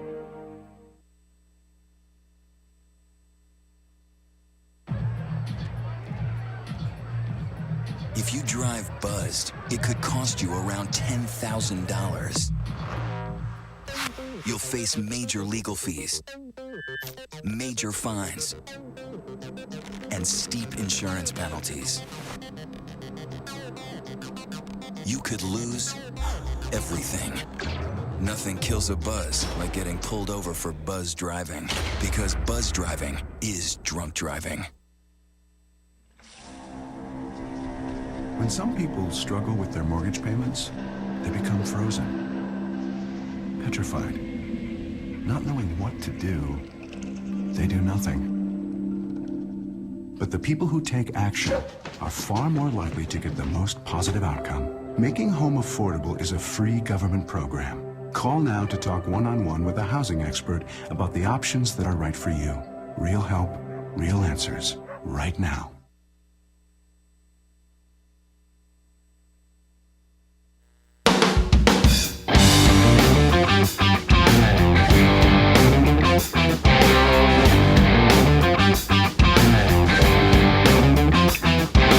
This is the Bill Press Show. This is the Bill Press Show. I'm John Fugelsang, filling in for Bill. It's been a pleasure for this half hour of the show talking with Joseph Camarrata, president of the Brain Injury Association of D.C. So we've only got a couple of minutes left. And I want to shed as much light on this subject as possible. What are the things that people really need to know? Well, they need to know what a concussion is. A concussion is a change in mental status, dazed, confused, disoriented, not feeling right. There are all the signs and symptoms. But after initial blow or a jolt to the head, that's a concussion. What are the signs and symptoms that go with that? You need to know that. You need to be educated. Mm-hmm. You need to understand that if you suffer a concussion, you should physically and mentally rest. Get out of the practice, get out of the game, wait until the signs and symptoms are cleared, and then have a gradual return to play, more physically demanding day by day. If you're symptom-free after a phase-in period, then go back to practice in the game. Most brain injuries heal on their own? Most do. Upwards to 90% will heal with the passage of time. And the surest sign that you may have had a concussion or are dealing with a brain injury or gaps in memory? Well, it is gaps in memory, attention problems, a change in smell and taste, a change in your personality, difficulties. Sounds like you're talking about a really bad pothead, but yeah. Difficulty sleeping. all of these problems are related to a brain injury and a concussion. Now, let me tell you this, that a concussion, the signs and symptoms may not show for hours or days after an initial injury. So talk to a doctor. Joseph Camarrata, your website is chaikinsherman.com, CHAIKIN Sherman.com. Thank you for the work you do. Thank you very much. Appreciate it. A pleasure, sir. We'll be right back on the Bill Press Show. This is the Bill Press Show. This is my computer. This is your computer. Let's go on the internet. Let's go. Click it. Yes. Okay. I cursor in between the R and the E. Pressing dot, I want you to just push the period. She's gonna love me all over again. That's it. Jamaica, here you go. Here we go. Good job. Thank you. Thank you. And I did it by myself. Feel smarter. So, I'm kind of new here, but I've noticed a trend. My human does this funny thing where she goes around and gets all my toys, and then she hides them in that basket by the door. But it's always the same basket, and it's always in the same place. And then she acts so surprised when I find them, but, she's putting them in the same basket. Again. It's like, hello? That's where you put it last time. You were the worst at hide and go seek.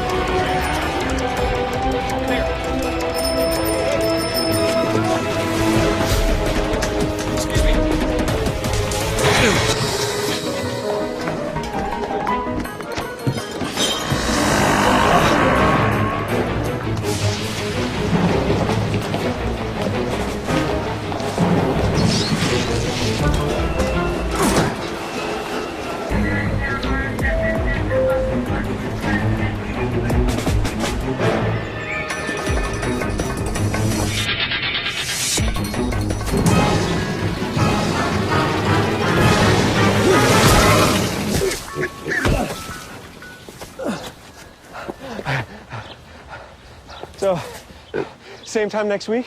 Well, of course. Put away a few bucks, feel like $1 million. For free tips to help you save, go to Feed the Pig.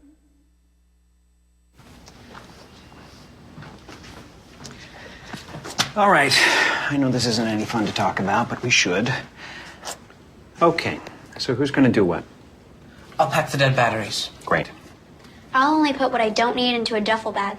Perfect. That's totally unhelpful. No problem. Meanwhile, I will try to comfort everyone by speaking in a calm voice. And I'll try to get the generator going without any gas. Oh, let's not forget the cell phones, which probably won't work. Right. And who is going to handle supplies? I can forget to do a list for us. Thanks, pal. Well, I think we couldn't be any less prepared. I'm proud of you guys. Talk to your kids about who to call, where to meet, what to pack. Visit ready.gov/kids for tips and information.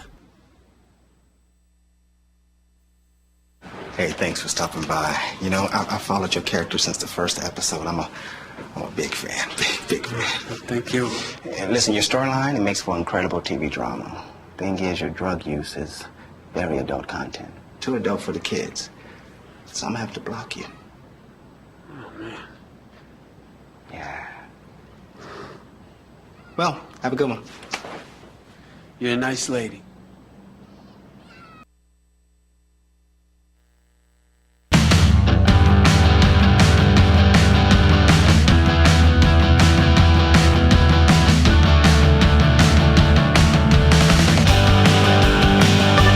On your radio, on TV, and online. This is The Bill Press Show. This is The Bill Press Show. I'm John Fugelsang. We are taking your calls all morning at 866-55-PRESS. Now, some of all y'all were offended that I said the name of the Washington team. Okay. That I actually said the name on the air. I will say that name on the air. I think context is everything, and I am among those who think that the name needs to be changed. It's deeply offensive. However, Paleskins have no problem with Redskins, but some of us Paleskins don't like embarrassing our country by calling a team an epithet designed to denigrate someone else's skin color. And we'll get to all that because I'm going to be naming some of the other sports teams we should have if you're going to keep that team name. It'll be very offensive. You don't want to miss it. But I'm very, very excited for our next guest. Now, we've been talking about Congressman Trey Radel all day, and now and he's coming out and making no excuses for his behavior, but he does have a disease, and he's an alcoholic, and he, shouldn't be held responsible. So I thought, when I was talking to Peter, who would be a more interesting guest than the man who ran against Trey Radel for the congressional seat, and that is Jim Roach, a Vietnam veteran, and currently, I believe, a candidate for Florida State House District 77th seat, and that primary election is August 26th. Jim Roach, welcome to the Bill Press Show. Well, good morning, John. Thanks for having me on. Really a pleasure, sir, and I also want to acknowledge you are a Vietnam veteran, and I thank you for your service. Well, thank you. Thank you. So let me start by saying, how did you come to face Trey Radel for the congressional seat, and what was that campaign like? Well, yeah, it was kind of interesting. By the way, I knew Trey well before the campaign. I was on his radio show in a previous run for Congress when he had his fairly conservative talk show. And I do want to say he's an inspiration to all of us radio show hosts with drug problems. So that's very auspicious. He seems, sir, like a very nice guy.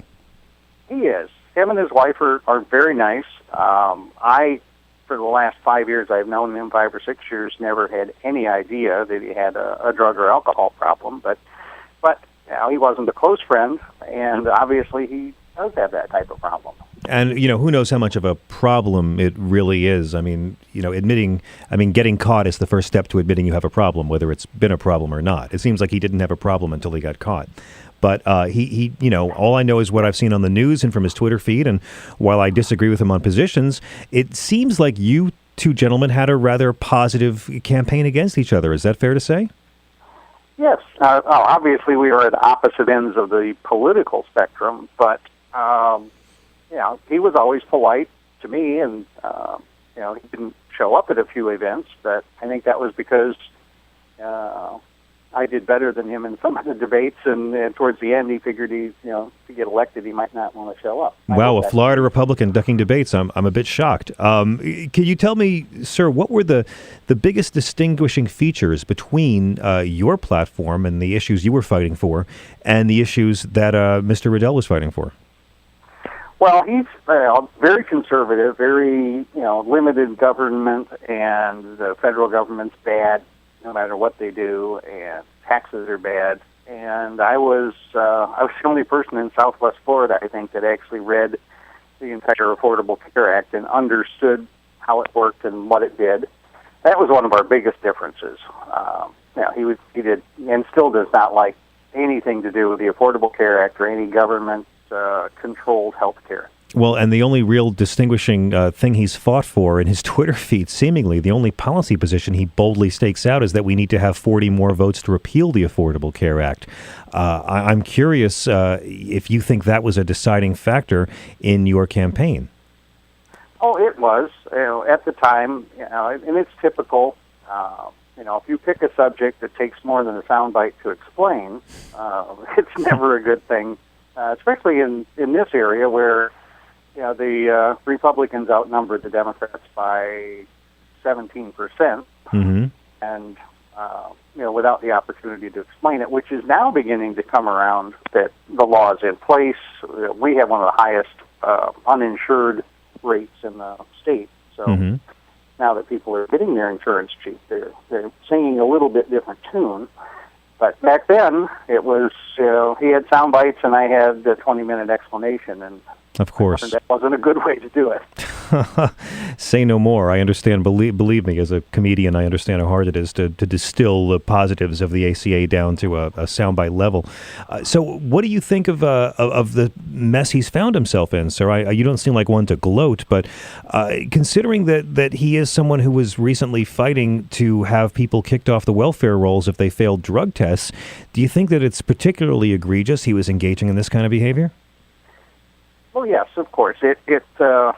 It does show some hypocrisy, but then again, of the people I do know that have alcohol or drug problems, their main goal in life is to hide it so that they can live a relatively normal life. So the fact that he separated that from his political beliefs, while when you look in from the outside, looks like he was a hypocrite, it's not unusual for anybody with that type of problem to do that.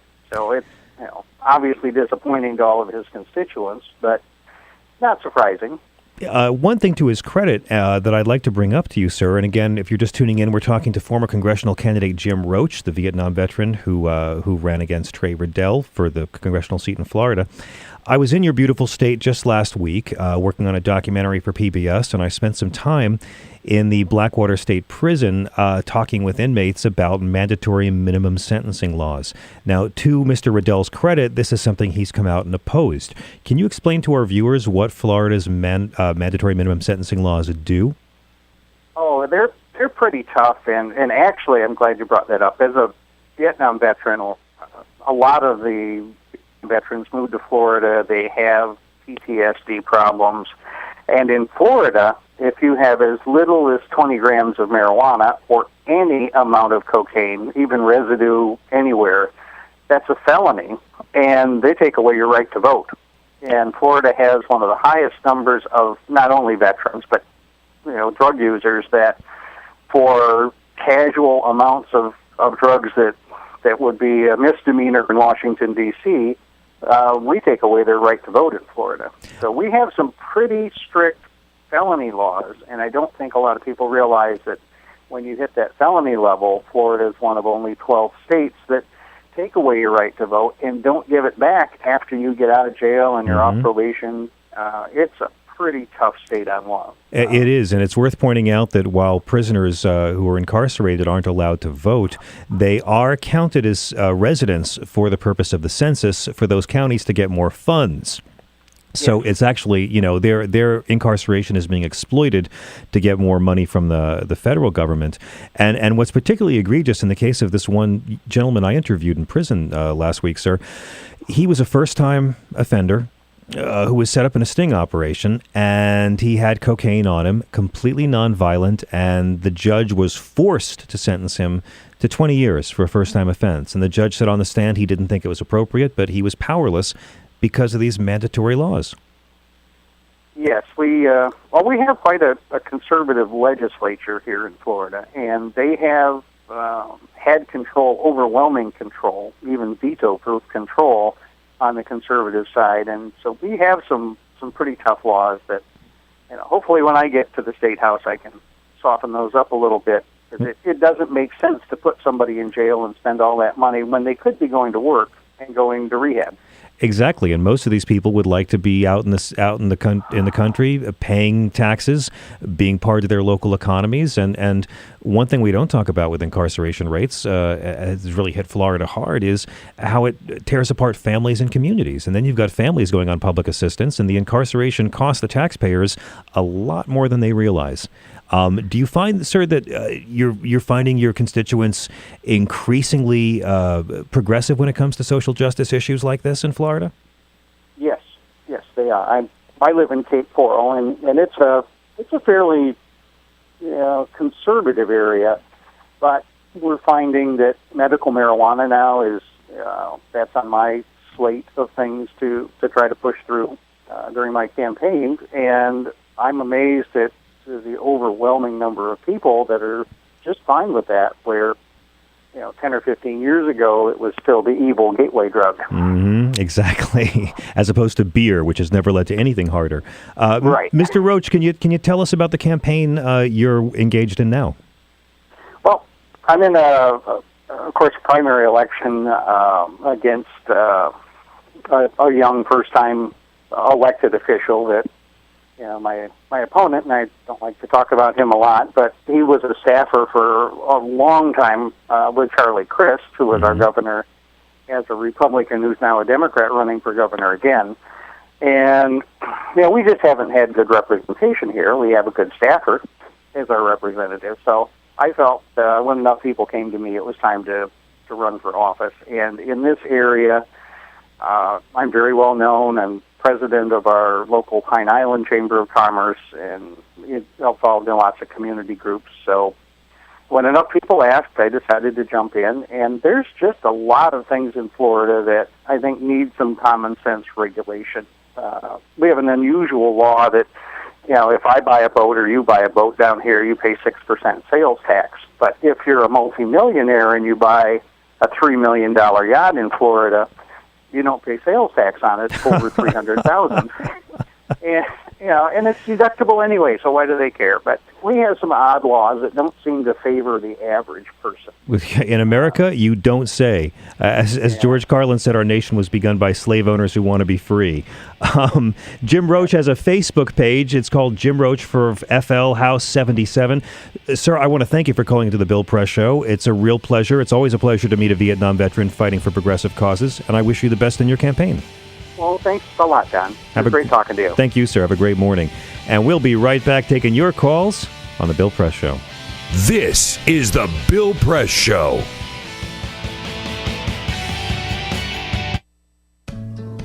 You wouldn't let money just blow out of your house. So when your AC or heater is on, make sure the doors, windows, and fireplace flue are shut tight. If you're headed out, turn down the AC or lower the heat by 10 degrees. And always keep your water heater set at 120. A little bit of common sense goes a long way. Get more great tips at energysaver.gov. So, I'm kind of new here, but I've noticed a trend. My human does this funny thing where she goes around and gets all my toys, and then she hides them in that basket by the door. But it's always the same basket, and it's always in the same place. And then she acts so surprised when I find them, but, she's putting them in the same basket. Again. It's like, hello? That's where you put it last time. You were the worst at hide and go seek.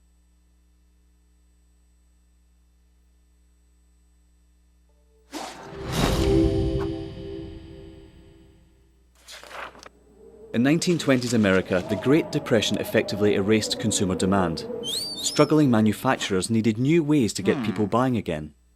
Innovative production processes like stamping and use of molds allowed them to use new materials for their designs. Products using vinyl, chrome, aluminium and plywood began appearing. American industrial designers began introducing streamlined, efficient shapes that shouted progress. Bel Geddes pioneered what we now refer to as utilitarian art. Things that had little reason to look sleek, now all of a sudden did.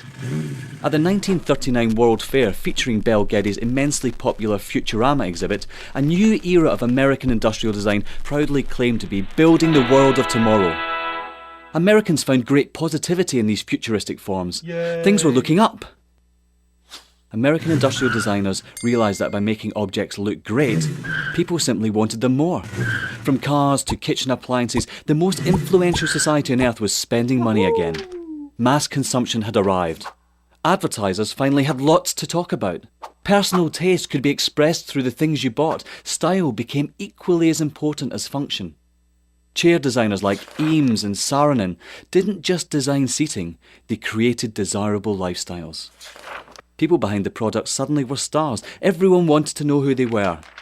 Raymond Loewy was one of the shining lights of American industrial design. His face ended up on every coffee table in the nation. Toothpaste packaging promised whiter teeth. Washing powder packaging promised whiter whites. Who knew such simple household objects would shape the tastes and ambitions of an entire society? American industrial design improved America, functionally, culturally and intellectually, and exported it around the globe.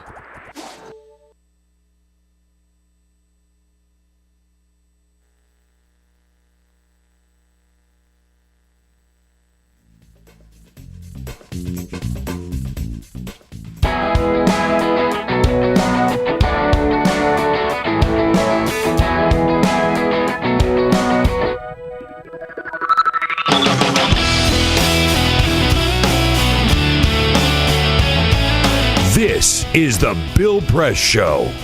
I got to tell you, John Tesh just tweeted me. Come on, really? John Tesh just tweeted me. Yeah, I actually met John Tesh years ago at Carnegie Hall, which I won't bore you with that story. But I had a joke last night on the Twitter where I said how modern Entertainment Tonight makes the John Tesh era feel like a very long Ken Burns film. And Tesh just tweets me, you mean like Prohibition? So I feel bad because I've always wanted to watch John Tesh. Like, my fantasy was always to see John Tesh and Yanni have the new age slugfest, like Mickey Rourke and Frank Stallone in that first scene of Barfly, just in an alley beating the holy hell out of each other. I'd watch. I'd totally watch. You could put that on pay-per-view and pay off the deficit with the revenue you generate. And by the way, I go Tesh. I say Tesh takes that. I go Tesh as well too. Okay, good. You just grab that Yanni hair and that's it. It's the hair. Exactly. It's the way. Exactly. The Acropolis. Beck covered that album, by the way. Beck has his record club, and every month they cover a different album, and they did like the songs of Leonard Cohen. They did In Excess's Kick. They take a different album once a month. Really? Beck and his friends do like lo-fi covers of full albums, and they did Yanni live at the Acropolis. Come on. People are asking me to talk about classic rock inane trivia, so I have to bring it up. I support it. Bring it on. Right on. So we're going to your calls. It's 866-55-PRESS. I'm John Fugelsang, filling in for Bill, talking about Yanni and John Tesh. And Laura is calling from Sebring, Florida. Good morning, Laura. Good morning, John. How are you? I'm dynamite now. How are you? Good. I'm good. I just was, I went on to the website last night, the ACA website. And was your life destroyed by this horrible ordeal? Oh, my God. I can't tell you how excited I was. Tell me. I got, my premium is $169. This is for my husband, who has worked 10 years without insurance in Florida. Okay. Because his employer didn't offer it. $169, zero deductible, $10 for a doctor, $20 for a specialist, $10 for generic drugs. This is going to destroy your life, isn't it? I mean, this website is destroying your family. I don't know how I'm going to make it. Laura, let me ask, do you think that, look, the media is never going to get tired of chasing the Fox demographic, and if it bleeds, it leads, and if bashing Obama is good for ratings, they'll do it. My belief is, for all these glitches, and they are embarrassing, and the administration should be embarrassed, but in a year from now, do you get the feeling we'll be talking more about stories like yours and not so much about website problems? Oh, yes, I really do. And I do believe in Florida we only have one company to choose from. because, of course, Governor Scott doesn't want any part of it. Mm-hmm. So we have one insurance company to choose from, but their prices are not that bad. We get a subsidy because in Florida we don't make that much money, Mm-hmm. of course. You know, our rates are lower here, our pay. But, you know, I just couldn't believe it. I thought I was going to be, I said, I hate to go on this thing and see what I'm going to have to pay. But when I saw it, and I went to the Platinum plan. I'm on the Platinum plan. Ooh, look at you. Yeah, because it's zero deductible. So you don't have to pay any deductible. So what are you paying a month now? $169. And before, what were you paying while your husband was uninsured? When my husband was uninsured, when we went to the doctors, it cost him $150 per visit. It's amazing. So I'm paying $169 a month, but it costs him $150 for one office visit. So let me ask you, as someone who's been directly affected by this, when you hear our friends on Fox News and our GOP shill baby shill insurance company property senators saying repeal, repeal, repeal, is this just the last dying gasps of the insurance industry's last efforts to kill this thing? Oh, I'll tell you, they're just going after people that don't do the research. People have to start researching this. Well, they have to, but they don't want to. Laura, what are your conservative loved ones in Florida going to say later on today when you go out into the world and start telling them about your experience on this website? Oh, you know what? I've already heard all the horror stories. I heard one girl tell me, oh, my friend said that her insurance is going up $5,000 a month. And I'm like, I said, has she been on the website yet? Because I haven't been able to get on the website. Mm-hmm. But now I can. So all these people that have been screaming and yelling, trust me, they haven't even been on the website yet. Laura, I thank you very much for the call. And, you know, Peter, she makes a good point. I mean, a year from now, it's going to make Obama look good that it's this fakakta because they're going to be saying we had a problem, we fixed it, and here's the proof. And it's not just going to be Kentucky screaming about the benefits of this anymore. You know, we had Van Jones from CNN on a couple weeks ago, and he made a very good point. He said, you know, when Twitter first was sort of getting up and running, you remember the fail whale? Yeah. Every so often you'd see the fail. When was the last time you saw or heard about the fail whale? Good point. I haven't seen the fail whale in ages. You never see it. Wow. So what you're saying is sometimes websites have problems when they first roll out? Huh. Socialism. Right. Socialism. Let me tell you, folks, socialism is what we have now, and I'll explain why after the break. It's the Bill Press Show. On your radio, on TV, and online. This is the Bill Press Show.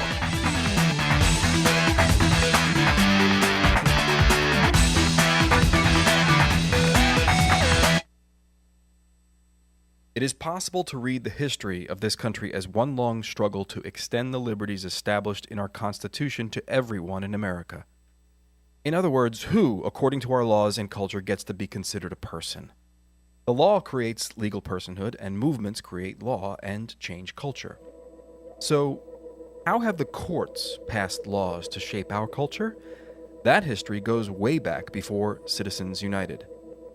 1819, Dartmouth College versus Woodward, Supreme Court case, turned a corporate charter from a government-granted charter to a contract. This ruling gave corporations standing within the Constitution. 1886, Santa Clara County versus Southern Pacific Railroad. Though the court did not rule on corporate personhood, the decision was subsequently cited as a precedent to hold that a private corporation is entitled to the same 14th Amendment rights of due process and equal protection as human beings. This makes it impossible for us to make laws that treat local businesses any differently than giant multinational corporations, even if their business practices are deemed to be harmful to workers, the environment and communities, or if they have a history of violating the law. Hale versus Henkel, 1906. The court granted corporations the Fourth Amendment search and seizure protection. Dodge versus Ford Motor Company, 1919. The Michigan Supreme Court says the business corporation is organized and carried on primarily for the profit of the stockholders. Stockholder primacy is established. The purpose of the corporation, according to the court, is no longer to serve the public good, as it had been. It is now to maximize profit for shareholders above all else.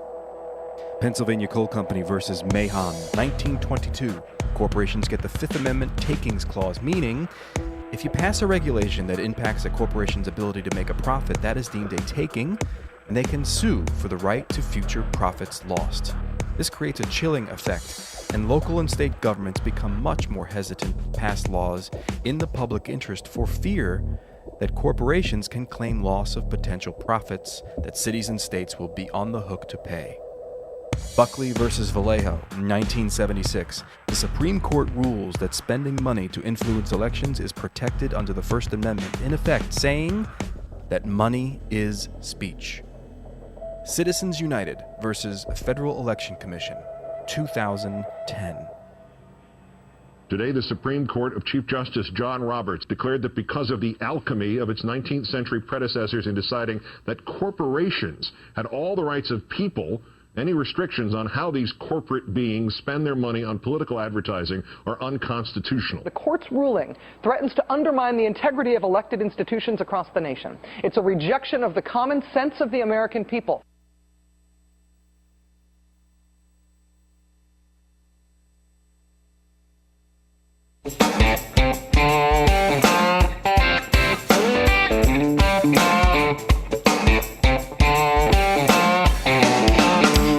This is the Bill Press Show. This is the Bill Press Show. Now, let me just say about this Redskins thing. Go ahead. May I touch on this? Absolutely. You know that your ethnic group's been marginalized to the point of extinction when they can name a team, not after your race, but after a racist epithet describing your pigment, redskin. Don't tell me it's not racist. You know who says it's not racist? White people. And it's white people saying, I heard an Indian guy say one time it's not racist. So here's the thing.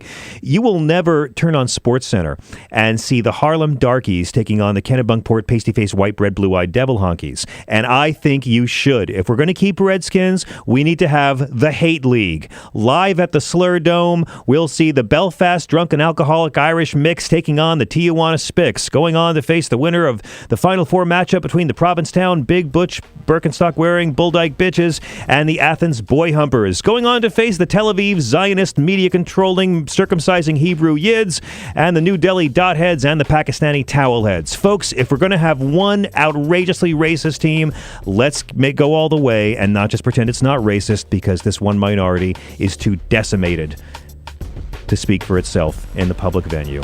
It is the Bill Press Show. I'm John Fugelsang, taking your outraged calls at 866-55-PRESS after this. This is the Bill Press Show.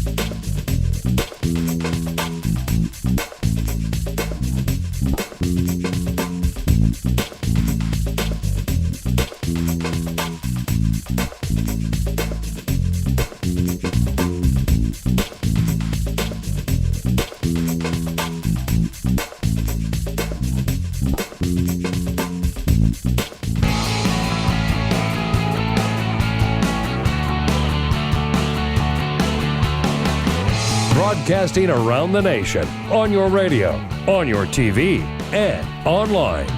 This is The Bill Press Show. This is The Bill Press Show. I am John Fugelsang, filling in for Mr. Press, dragging the proceedings down to my own base level, and taking your calls all morning at 866-55-PRESS. And I am so thrilled about this next guest.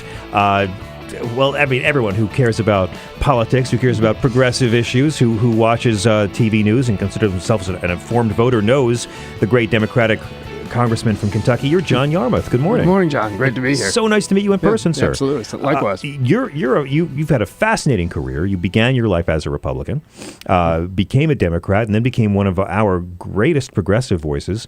And it's been a real pleasure to see the spotlight shone on your state as being the initial great success story of the American Care Act's exchanges. Yeah, it's been exciting for us too, and particularly those of us who supported the ACA. And I was one of them. I was on the Ways and Means Committee when we drafted part of that bill, and so I have a vested interest in it, a personal investment in it.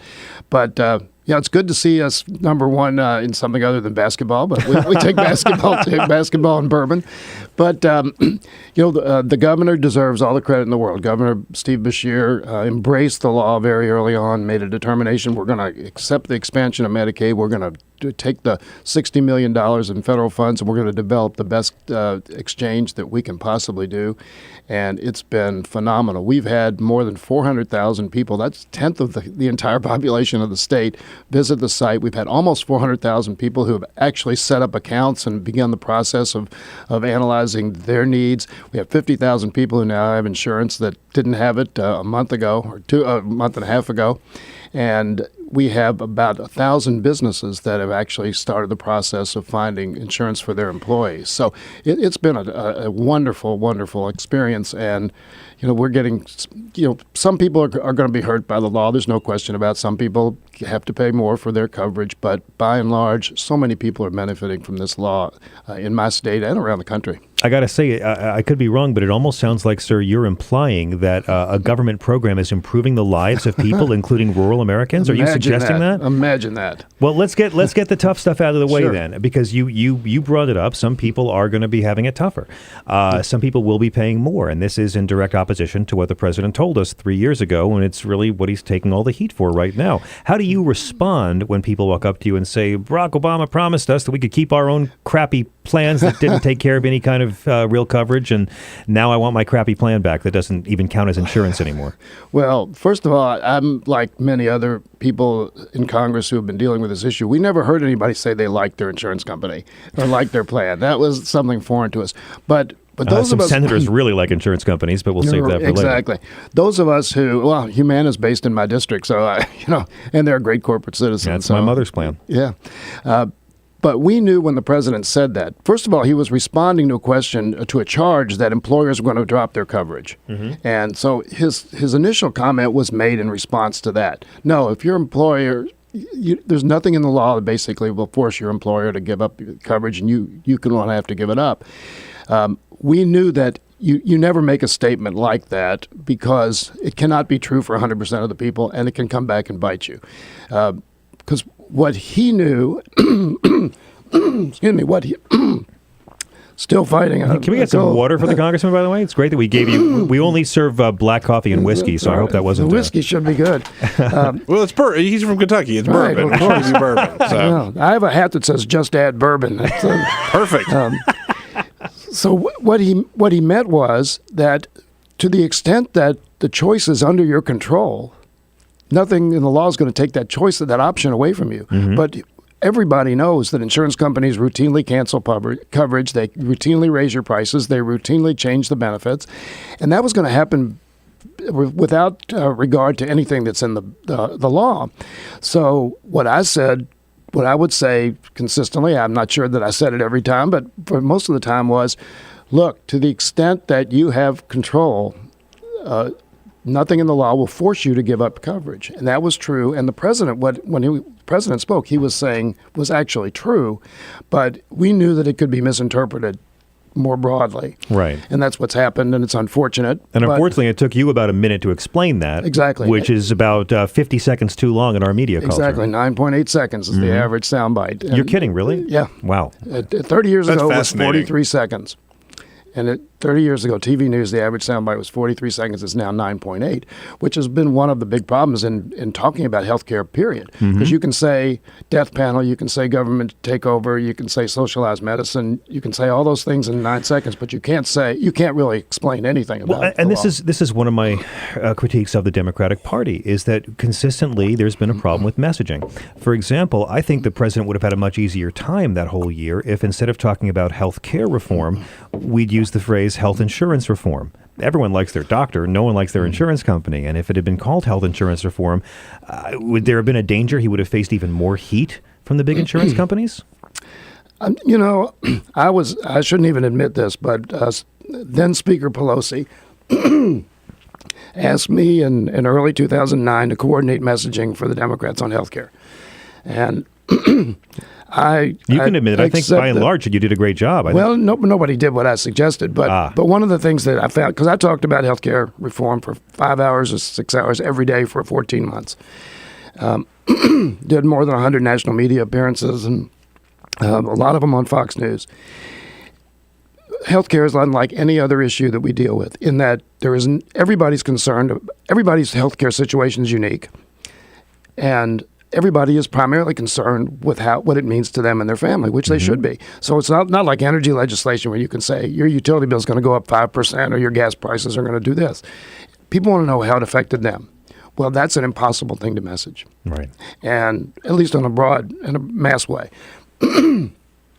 So when I would go to groups and spend a half hour, an hour talking to them saying, here's why we need to do something. We can't sit back and do nothing. Here are the options available to us. Here's why we've chosen to go down this direction. And then answer questions about individual cases. Right. People would walk out of the room saying, hey, this sounds great. Yeah. And even though they were ready to lynch me when I walked in. But, you just don't have the opportunity to do that. And that's been the problem all along. It's extremely complicated. Nobody has the attention span to actually get into the weeds on this.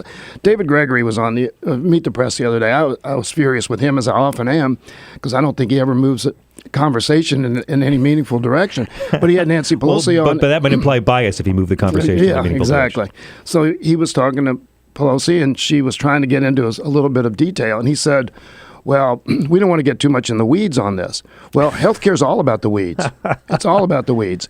And so he cut her off, and then he asked her, what's the political impact of all this, which, again, nobody cares. The political impact will be what the political impact would be. And whether she's worried about getting the majority back or not, which of course she is, that doesn't move the conversation in any meaningful or helpful way. And that's what we face throughout the entire now 3.5 years. I should point out I have a friend in Kentucky who likes to say healthcare is all about the weed, but he means something very different than what you're talking about, sir. Right. When I look at our GOP friends, I keep thinking this is an issue the Republicans should have run with. If the Republican Party had fought for a public option and called it the American Protection of American Life Act, I mean, it seems to embody everything they claim to support. If you're afraid of competition for insurance companies from a public option or even cheaper Canadian drugs, don't call yourself a capitalist. If you don't care about saving American lives, and we lose 45,000 every year due to lack of insurance, don't call yourself a patriot. And if you don't want to help the sick, then find a new name for your religion. It's time to stop calling yourself a Christian. Yeah, well, absolutely right. And, again, I was on the Ways and Means Committee, and I'll never forget one meeting we had in July or so of 2009 when we'd been at it a few months. And we had a meeting with just the 45 members of the committee, 25 or 26 Democrats and 19 Republicans, whatever it was. No staff, zero. It was just members.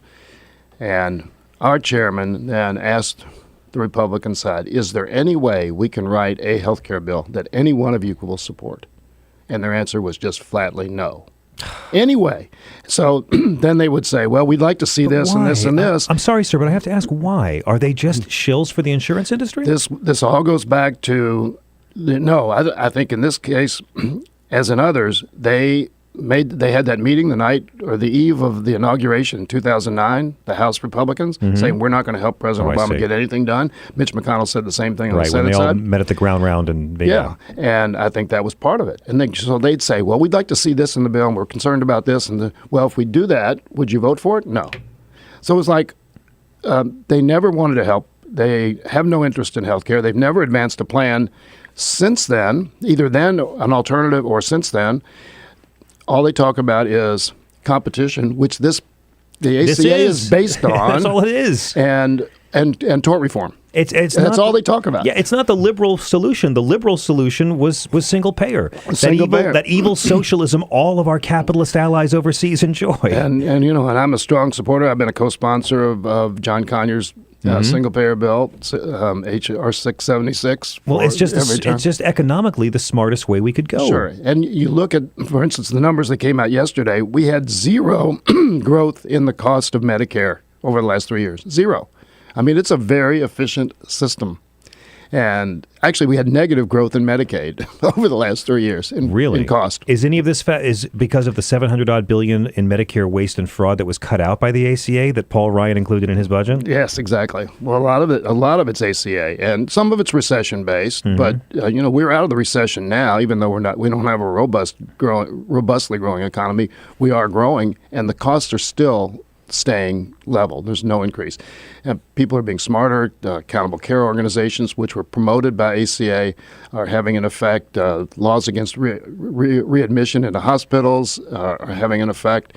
So things are very, very positive in that sector of the healthcare world. I want to ask how you feel when you hear our friends on Fox News calling this socialism, and lots of my friends who like to drool on the clicker are very fond of calling the ACA socialism. And to me, it's as opposite from socialism as possible when you're mandating people buy a private company's product. That's pretty much as far away in the other direction. And what I say to my Republican friends is, what we have now is socialism. You're defending socialism. You're defending a system where uninsured people will have to go to an emergency room and the local taxpayers pick up the tab. We already have socialism, and Barack Obama, that Democrat, has brought about a free market solution. Am I wrong about any of this, sir? No, you're not wrong. And, labels are so meaningless. I mean, if you look at it very carefully, every group insurance plan is a form of socialized medicine. Every group insurance plan is socialized medicine. Yes, you're right. Because you're spreading the risk and the cost over a wide portion, a wider than individual basis. Which our chauvinist friends don't understand when they talk about, why should I have to pay for someone else's contraception? Because she's paying for your prostate exam. Absolutely right. And, again, this is something that you rarely have the time to talk about in public. And it's so easy to demagogue. It's so easy to label. And in today's world, you find this not too long. If you're working in Congress, not everything we're dealing with is really complicated. Healthcare is the most complicated. Energy is complicated. Education is. Immigration is. And because you have so little time to discuss complicated issues, and the media really don't help much, people just go to their default positions. So currently, it's you're either for Obama or you're against him. Right. And or you're for your Fox News or your MSNBC, and you just default. And that's what most people do. And that's why the polling's kind of meaningless to me on the substance of issues. Exactly. Totally meaningless. And in a year from now, this is not going to be the stuff we talk about. Congressman, can you hang out for one more block? I want to ask you about Senator McConnell if we come back. All right. I'd love to talk about it. All right. This is John Yarmuth. I am John Fugelsang, taking your calls at 866-55-PRESS. It's the Bill Press Show. Stick around. This is the Bill Press Show.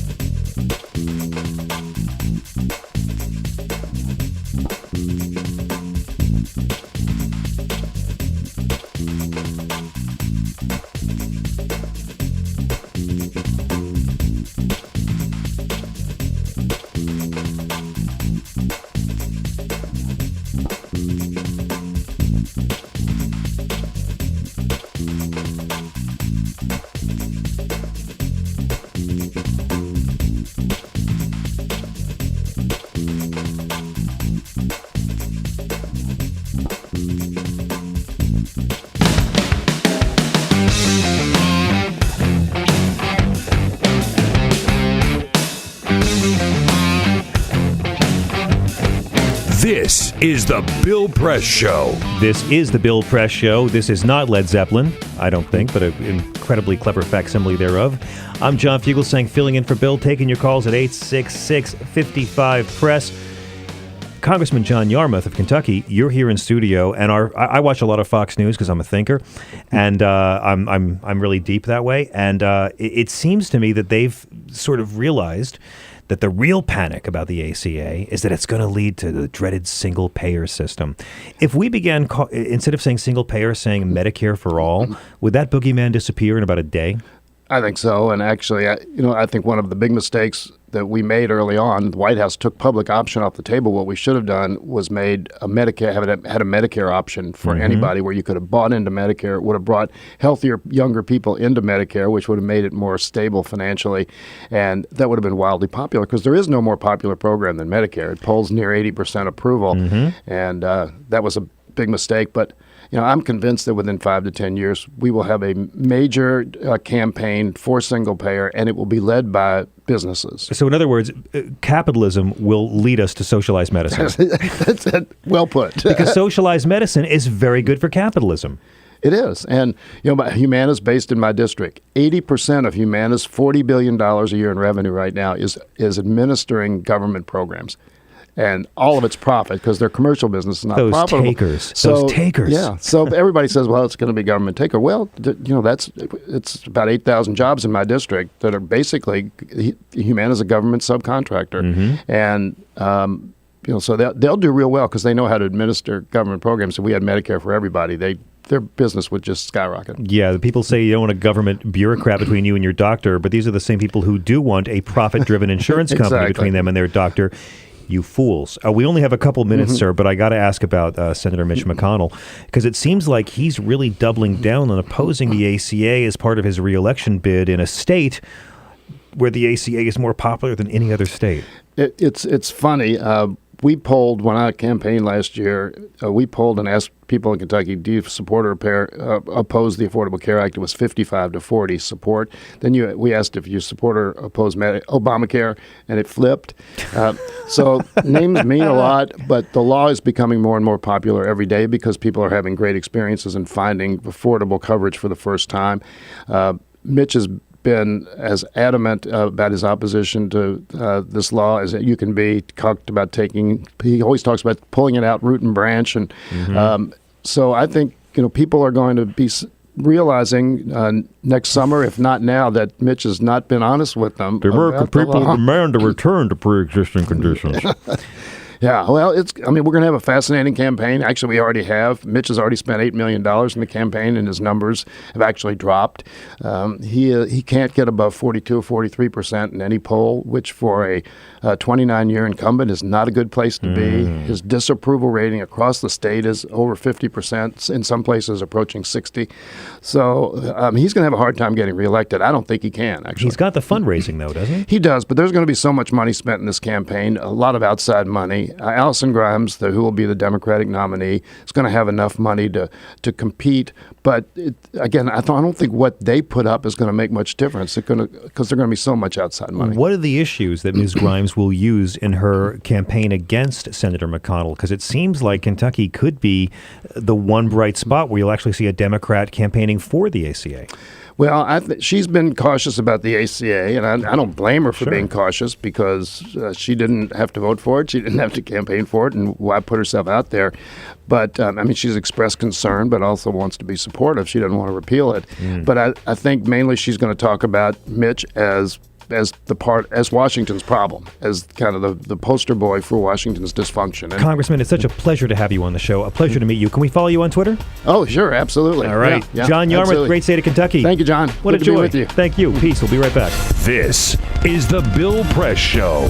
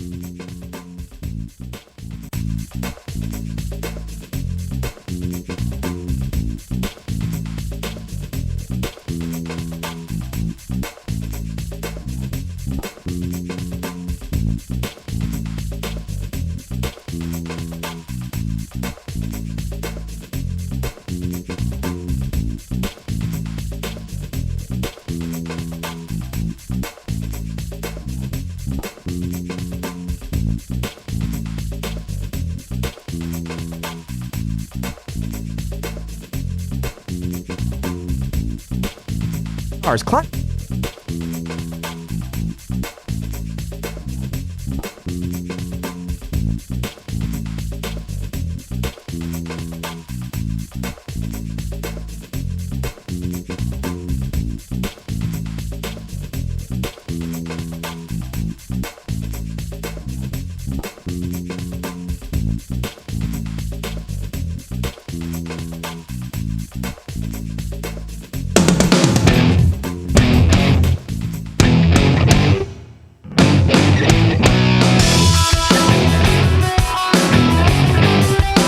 This is the Bill Press Show. This is the Bill Press Show. I am John Fugelsang. Many thanks to Congressman John Yarmuth. What a man, what a man, what a mighty, mighty good man. Terrific guest, terrific guy. I really enjoyed him.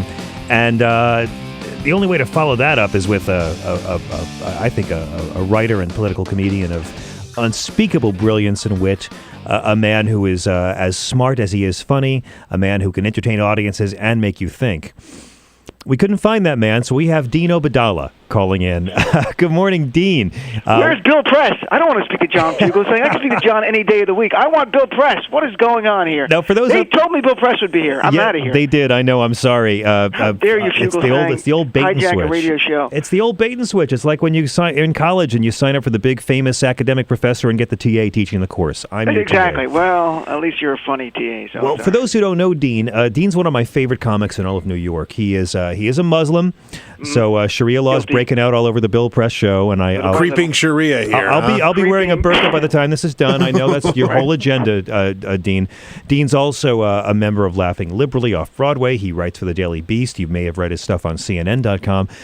Dean appears frequently on CNN, MSNBC, and his feature film documentary, The Muslims Are Coming, chronicles a tour that he and Muslim comedian Negin Farsad did of the Deep South, and it's must-see viewing for any fan of comedy or just humanity in America. So, Dean, it's great to have you on Bill's show. Thanks for having me on. I really appreciate it. It's always a pleasure, and I should begin by saying that you were the only Muslim on the Bill Monday night at the fundraiser that I performed at, hosted by Sarah Silverman and Liz Winstead for women's reproductive rights in Texas. And I'm curious, what's a nice Muslim like you doing supporting women's reproductive freedoms in the state of Texas, Dean? What drew you to that particular telethon? Well, I was sent by the Muslim community just to spy on what was going on. But I see. Okay. I'm like, you guys are up to no good. We have to send somebody.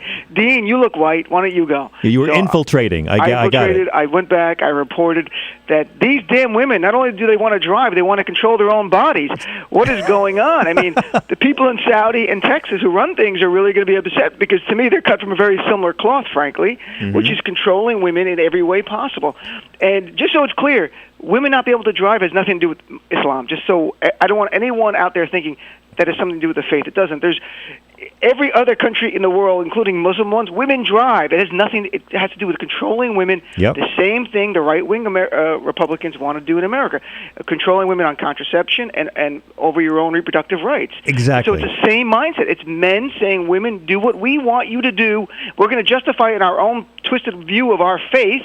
And too bad. Suck it up. We run everything. And it's wrong. And it's ironic to hear, our Tea Party friends saying that we're trying to oppose Sharia law because when you look at the basics, it kind of lines up with their own interests. Decreased in women's rights, decreased in gay rights.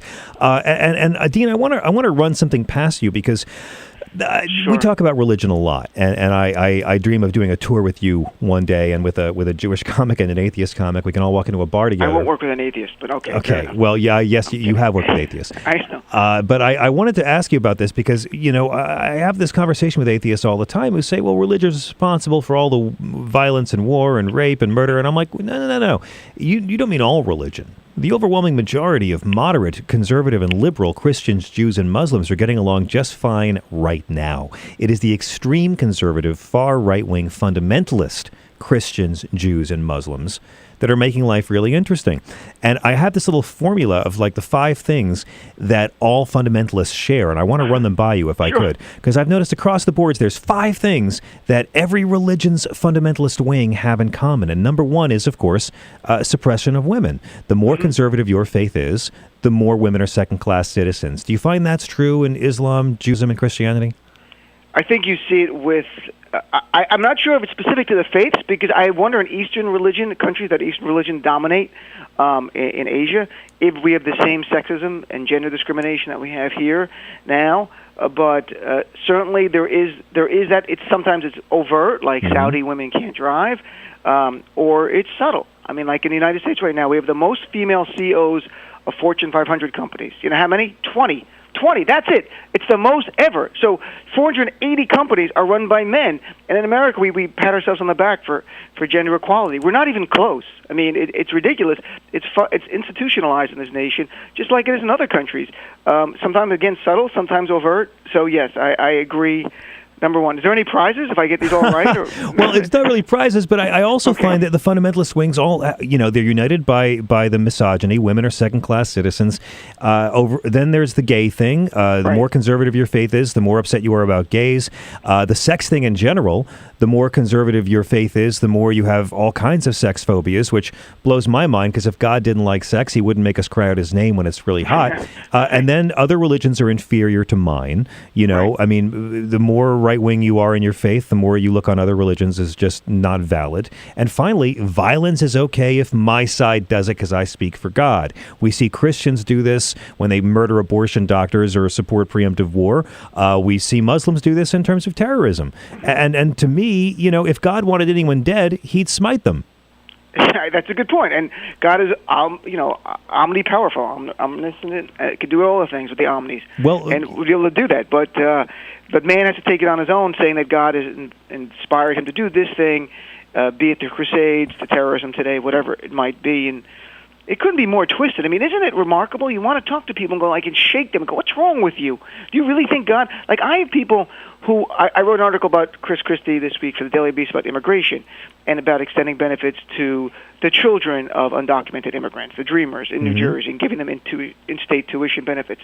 I can't tell you how many people with the word conservative Christian in their profile on Twitter were angry with me saying that. And I go, what part of the Bible have you read? What part of caring or not caring for people what do you subscribe to? Because my understanding of the Bible, and I've read it, I went to Catholic school even though I'm Muslim, my mom's Catholic, was about caring for people in need. That's all Matthew 25 is. I mean, Jesus in the goats and the sheep speech in Matthew 25 says, if you don't take care of the sick, if you don't visit people in prison, and if you don't help the poor, you're neglecting me.